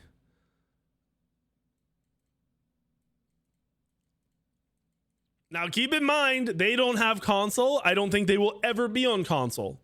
So this is maxing out numbers that we can't see on games like Smite and Predecessor. Granted, they still wouldn't be close. It just wouldn't be as significant. Like, Smite 1 probably has somewhere between 15 and 20K people playing it. Smite 2 probably has like 4 to 6K people playing it. So like they might be close to 25, 30K, and then you got 101 for peak. 62 right now. Yeah, Deadlock is invite only. And it's the thing is, it isn't growing. But for an invite only game, it's not dying. Like it went through a crazy peak, and now it's just balancing out. It's going back to a normal number. Not just for Hi-Rez bottom line, but because people genuinely like having skins and collectibles. We saw this firsthand. This is another thing, bro. Skins are an identity for Smite. Yeah, but it's day one of Thrones and Liberty's free to play. Of course, it's going to peak some high number. In a week, it'll be like 50K, and in a month, it'll be like 30K. Maybe not 50K in a week. It'll be like 100K in a week, 50K in a month. I think skins and cosmetic made Smite better. So taking them away wasn't doing what I think they thought it was. What's up, Steph? Dude, I got a bunch of texts and messages today about that was what was crazy. My YouTube video today was obviously not planned to coincide with people getting laid off. I had no idea that was happening. It just coincidence, the day and the time that it went live. I got so many fucking messages and like DMs and texts and shit about that video. The storm that was kicked up over people losing them going into Smite 2. But this is the sort of thing that should only be looked at after free-to-play launch, in my opinion. And even then, it should start small and ramp up, while other 4 lanes, no jungle, 6v6, etc. And I can totally understand why this scored very low. The MOBA formula works for a reason, and while major departures from it could be wildly successful, see Deadlock for... They need a better objective, they need a better map, they need different lanes. They need radical changes, to be honest, for Smite. Example of that. For Smite Conquest. It's also wildly risky to go that route, especially... If I were to put money right now on just like how this is probably going to play out in the long run, the game might end up being heavily tailored towards Arena. Conquest getting the shit end of the stick, and an even more massively major part of the player base being just casual non-MOBA players, arena, like the arena players, the arena side of things. Yeah, Throne and Liberty went free to play today. The free to play server went up today. If that happened, you'd probably stop playing. It wouldn't surprise me, and that's if things don't work out, basically. That's where I think things should shift towards. That'll be like their bailout, their plan B, maybe their plan C or D, I don't know. Conquest is still the most played mode in Smite 1. It is, but I think in Smite 2 right now, it's not. I have a strong feeling it's not. I think the people that are loving the game and playing it the most are playing hyper casual. And I can't imagine them playing hyper casual Conquest with there being no matchmaking. So I assume if they're sitting there saying, I love Smite 2, it feels great, they're probably playing Arena. For a sequel and not a brand new IP. People come to Smite for that core MOBA formula, but in third person with a mythology theme. Radically changing that will be changing the core identity of the game, and it could drive people away, so it's understandable why this question scored very low. Moving on though, at number 23 and scoring 4.55, we have free-to-play open beta ASAP, which I have to say, I was surprised scored this low. I did expect it to be quite unpopular, don't get me wrong, but I have also heard a lot of anecdotal evidence that players are waiting for the game to go free-to-play before trying it. The game's not in a state for this is the major issue. Like, they want it as soon as possible. You don't want the game to go live right now. Said, as mentioned before, the respondents of this poll are likely more dedicated. If the game goes live before it's in a state where true, this is a weird way to put it, and not to like give creators power, but if the creators can't play the game all day, I don't think the game is in a state to go free to play beta. I just think it'll change. If it's not in a state where like lifelong fucking play all day people can't play it for any amount of time, there's no way new people are going to play it and be like, this is fun. It's just not going to happen. There's definitely a correlation there.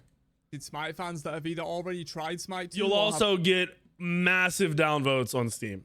You will see that shit. I think it's neutral right now or some shit. The votes are like in the middle of downvoting and upvoting. It'll go crazy negative. Watched enough content to know a lot Mixed. about There you go, yeah. A lot of players waiting for free-to-play are likely more casual and less likely to take the time to respond to this poll or even be aware of it in the first place. That said, they're much more likely to try gods rather than adding new game modes that only 10% of the player base actually care for. This is dog shit. Assault and Joust / Duel Quest and Arena, and the more likely you are to respond to this poll. This does keep in mind this is mainly Reddit. HiRez are going in at the moment with stuff like Pyro and This is also wild. So in the middle of the pack, you have people saying they want it more like Smite 1. So it's very, very much in the middle. I think they just really failed with making it like Smite 1 to the point where people are like, fuck it. Just stop trying to make this new game and go back to Smite 1. They're like, they failed at making a new game and then they started shifting more towards Smite 1. Everyone's like, fuck it, just go fully back to Smite 1. Totem returning, bringing back a bunch of core Smite 1 items. I for a while, people would ask me what I thought about the building and like all that shit. I don't think the building platform that they built, like the item building, is terrible, but I think they created and went away with Smite 1 that they should have stuck with. It was simple, people understood it. It was a little different from the other MOBAs, so you felt kind of like unique. And now the casuals can't keep up. What's up, Kate? And I'm a little mixed on this one. I think making the core game feel like Smite 1 Fidelity? is very important because Smite 1, for the most part, feels really good and works. But I can also totally understand the perspective that people want a new experience, not just Smite 1.5. But there are more important things to Yeah, that's crazy. Why are we worried about the home screen, bro? the game and SPL. So this is what Community does not really give a fuck about competitive and pro play. Nobody, like, I think the pro scene is needed. I think it has a lot more value than just numbers. But I think it's pretty obvious you weren't going to get high votes here because nobody fucking watches the SPL anymore. one where I sort of disagree, but I think I see where this comes from. Smite 2 in its current state has bigger problems than a as well. Of Smite that has been sorely missed in year This is crazy. Is it? Hold on. 11, and overall I think our first two releases for Smite 2 have been focused on. Next up at number 18 we have faster new God releases at 5.74, which surprised me a little. God releases have always been super hype and a well-loved aspect of Smite that has been sorely missed in year 11, and overall I think our first two releases for Smite 2 have been good additions. Hecate took a while to get there but is a good design in my opinion, and Mordred, bugs and balance aside, is one of the best releases they've made in years. There was also a question right next to this one on the survey that was about faster ported God releases, so maybe people just scored this one low because they scored that one high and would prefer their favorite gods to be ported over okay, that makes sense. Releases. Well, for because me, this is I think confusing. new releases are important. You need new releases, bro. Like, we should have had Aladdin coming next week, not at the end of the month. Apparently, it's data mine that Aladdin will be at the end of the month. It was also data mine, by the way, that I think the next three gods are basically going to have like no kit changes, like nothing exciting, unless the data mining's wrong. Possible, but they showed Hercules having no real changes that mattered, no like cool changes. They showed Kali having no changes. They showed Danza, I think, having no real changes. Danza's the next character with 3 wall characters in the game. You think they did it on purpose? One of the things that drew you into Smite when you first started playing was a new god every other match. You mean like just a lot of variety? Like you kept hitting new shit? That people need to realize that happens without 130 gods. That happened when we were at like 50 gods. Like you never played the same shit unless it was hyper OP. And if it's that OP, hotfix it and nerf it. And then you have variety again. Like, dude, there are from the outside looking in, there are solutions that are just not being utilized, right, in my opinion. They can showcase the new systems and mechanics of Smite 2 and what they can do with UE5. Oh, every patch, a new god every patch. Yeah. That was when they were peak pumping out new gods. I don't know the reality of that anymore, if it's even remotely possible.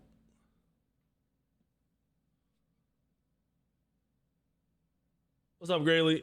This can be shown a bit with returning god releases like changes to Hades and etc., but there's also only so much. Especially with them firing people. And less like Smite 1 is preferred over we have keeping the game in alpha for longer, which scored 6.25. Again, I won't spend too much time on this one as it does spot around the average. This stuff is important as the first thing you on Smite 1 to accelerate Smite 2's development. This is the inverse of a holy fuck. They've basically already done this, by the way. This has already happened. The previous question, slow down Smite 2 to keep Smite 1 going. So again, I won't spend much time here, but there is a massive gap between those two, with the latter scoring at the absolute if you're really casual, Nick, you'll probably like Smite 2 still. If you're trying to be, you know, more hardcore, like you played a lot of Smite 1, you'll probably want to keep playing Smite 1. Bottom of the list by far, and more than 4 whole points behind this one. So there is a clear appetite for focusing. Me personally, I do love having a UI editor that I can customize and make people horrified at my choices. This won't fix the game though. This is something you do after the game is in a really good state. But the going to assume means marketing it as we approach. This is ignorance.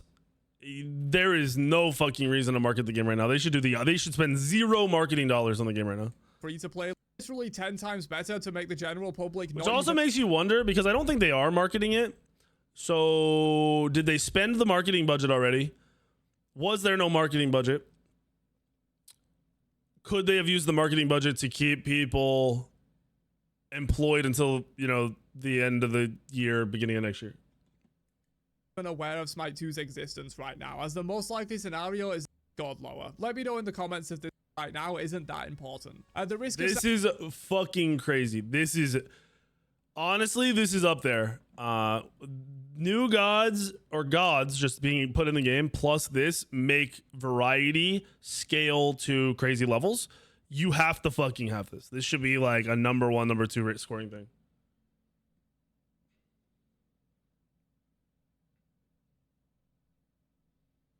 They had Raw and Hercules at 75% completed in the data mines. Yeah, that one data mine showed Herc having no changes. Sounded like a broken like almost record, a direct port. As we approach free-to-play open beta and especially full release, this becomes a lot real. But as the game approaches free-to-play launch, this is fucking insane to me, bro. Unless by new player onboarding, they just mean the new player experience is better. This has always been a YouTube thing for me from when I was young. Like anytime you needed to figure something out, you go to fucking YouTube. Expecting tutorials in a game, I think, is so weird. The marketing ramps what up, Regal? up. These kind of systems need to be there. Smite has always I'm always going to YouTube to look up the best players that'll tell me the best things to do. I'm never using the in-game shit. An issue with keeping new players, and a large part of that is that the base tutorials in Smite 1 are absolutely terrible and do not prepare new players for a real match of Smite at all. Some will look up external resources, get a foothold. He admitted it. Focus. Coming in a question from earlier, so again, I won't talk about high this much, rating. but there is a clear gap between the two in favor of more casual play focus. Coming in at number 7, oh, and the first to score over a 7, we have Major God Reworks at a score of 7.09. This is like Ymir, bro. They hit us with Ymir, bro. We opened Smite 2 and they said, hey guys, look at this. And this fucking ice wall shot out the fucking ground and one of the most boring characters in the game went flying. And we were like, holy fuck, give me the game. And then the game came out and they were like, hey guys, here's every other god that does nothing different. Months to the best streamer. Hey, Odin now has cooldown on his 3.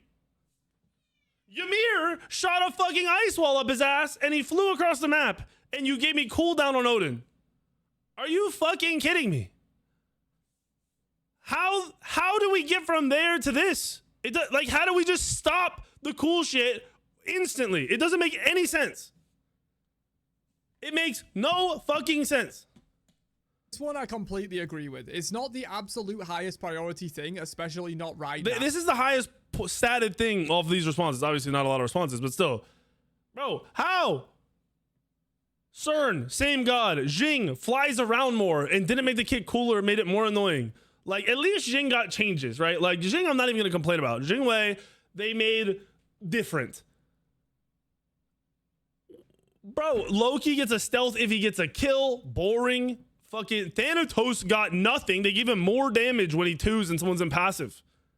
Nothing. Like, bro, something, anything. Give me the ability to throw out 2 scythes or something. Just anything cool. We'd rather focus on getting the less problematic gods with smaller changes in. So it doesn't make any sense, Dan. Perfect and possibly 6, and I once again agree with this placement. There's fleeting glimpses of the. This is also very important. Active items were one of the biggest selling points to me about Smite 2. I've wanted active items forever. I've wanted an item called Push Stick in the game forever. We still haven't gotten it. They've shown that they can kind of do cool shit with the boar item.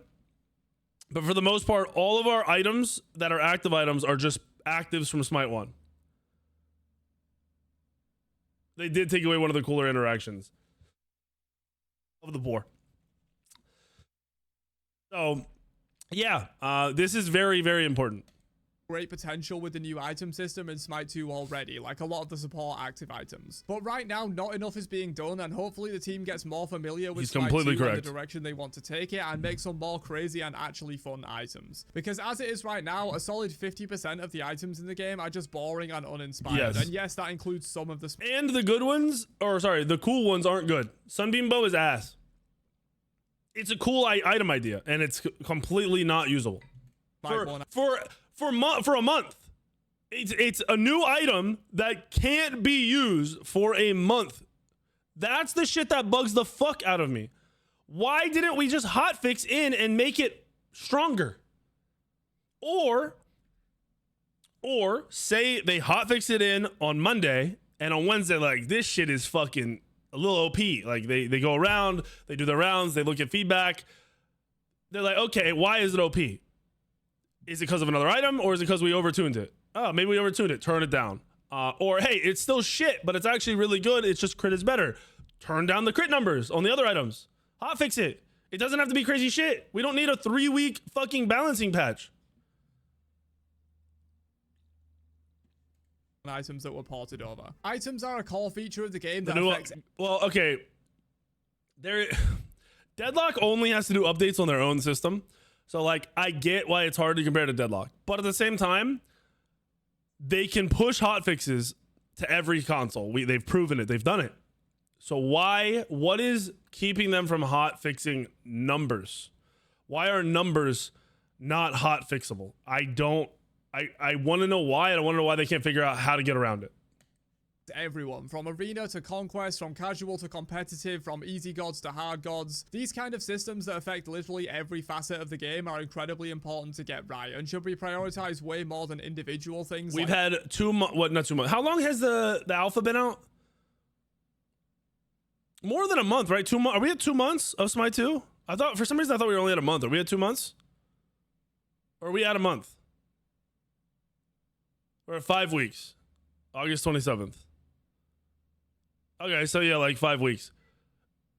We've had like the OP gods be OP for 5 weeks.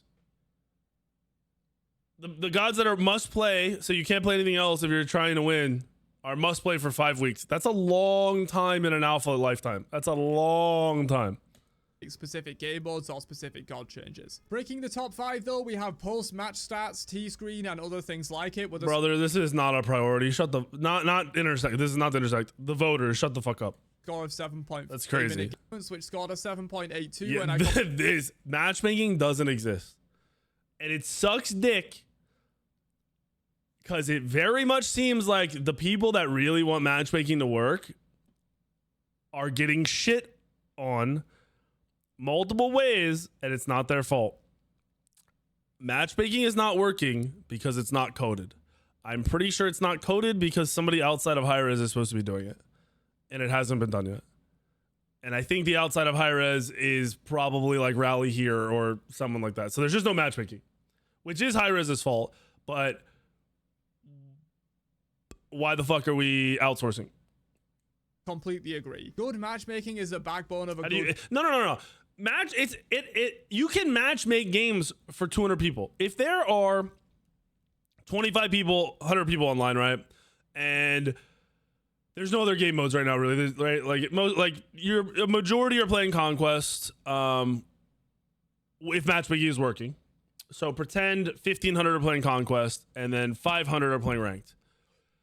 Then you split the 500 in Ranked into like a fourth, right? You have a fourth at the top end, the other 3/4 at the bottom end. You're easily balancing out the bottom end if there's matchmaking, which is not happening, by the way. I've queued in the bottom end. I've queued at 0 fucking rating and played somebody at 4K. There is no matchmaking.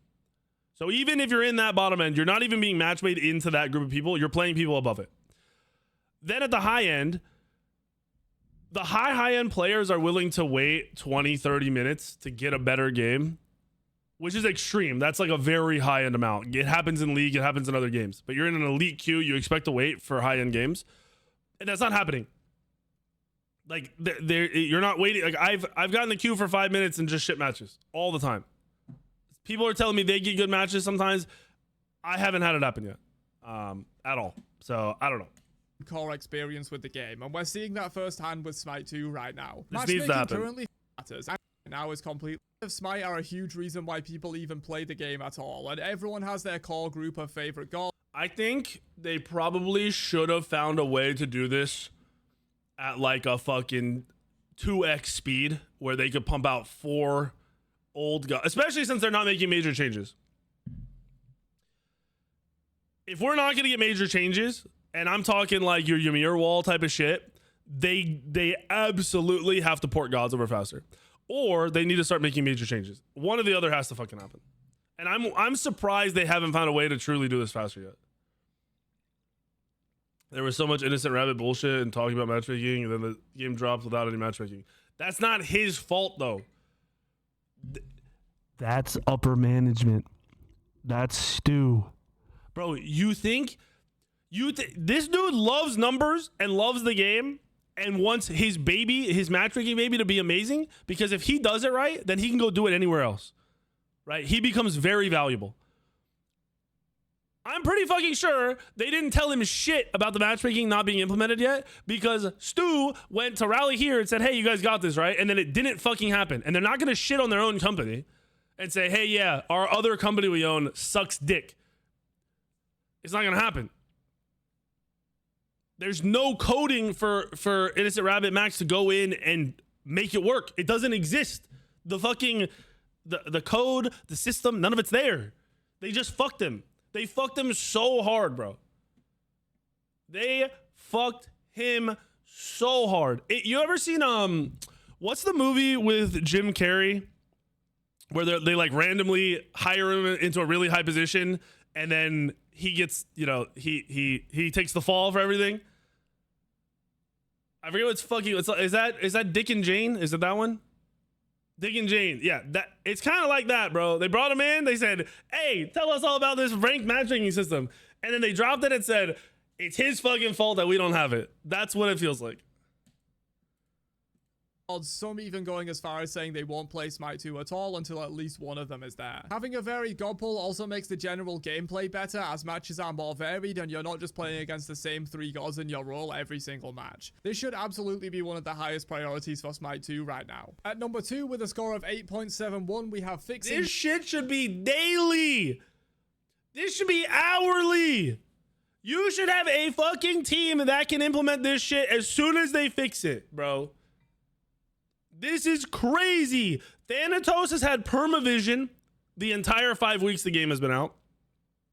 I mean, bro, there's the Fenrir can't bite something. There's just so many bugs that ruin that second of that game, that ruins the whole 30-minute game, that just haven't even been touched yet.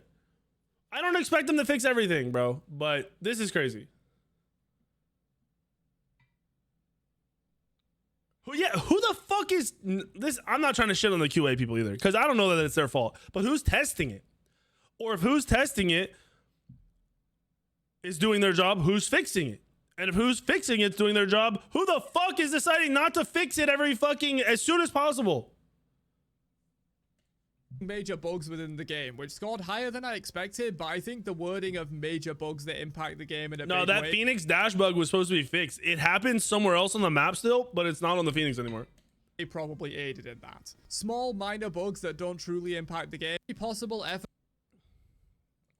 or animations that don't match ability.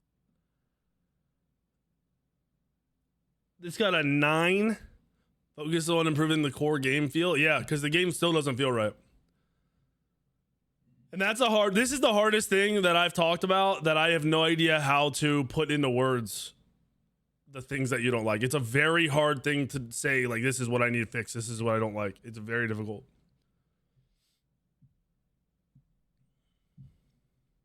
Projects are tough. Smite 2 is insanely ambitious. Matching is just one of the many huge coding challenges they're facing. Yes, you are absolutely.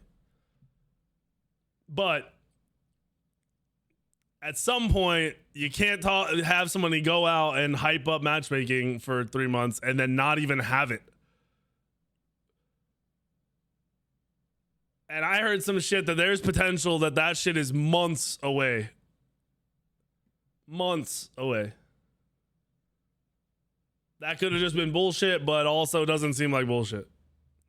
Could you imagine if we don't get, like, if you watched me when we were able to finally talk about Smite 2, one of the biggest things I talked about without talking about the specifics was how excited I was for matchmaking and how it was going to change, like, the grind and good players being able to play against each other and, like, actually give you something to work towards. It wasn't just going to be a bunch of people like Cap MMR on their alt accounts.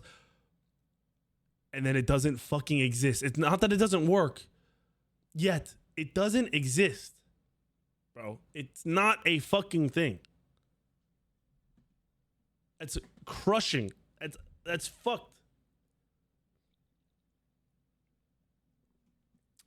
There's so much shit, bro. I have a feeling you're going to see a lot of creators either move on, attempt to move on, or just put, like, what Fine OK talked about, where he's going to still play Smite and then play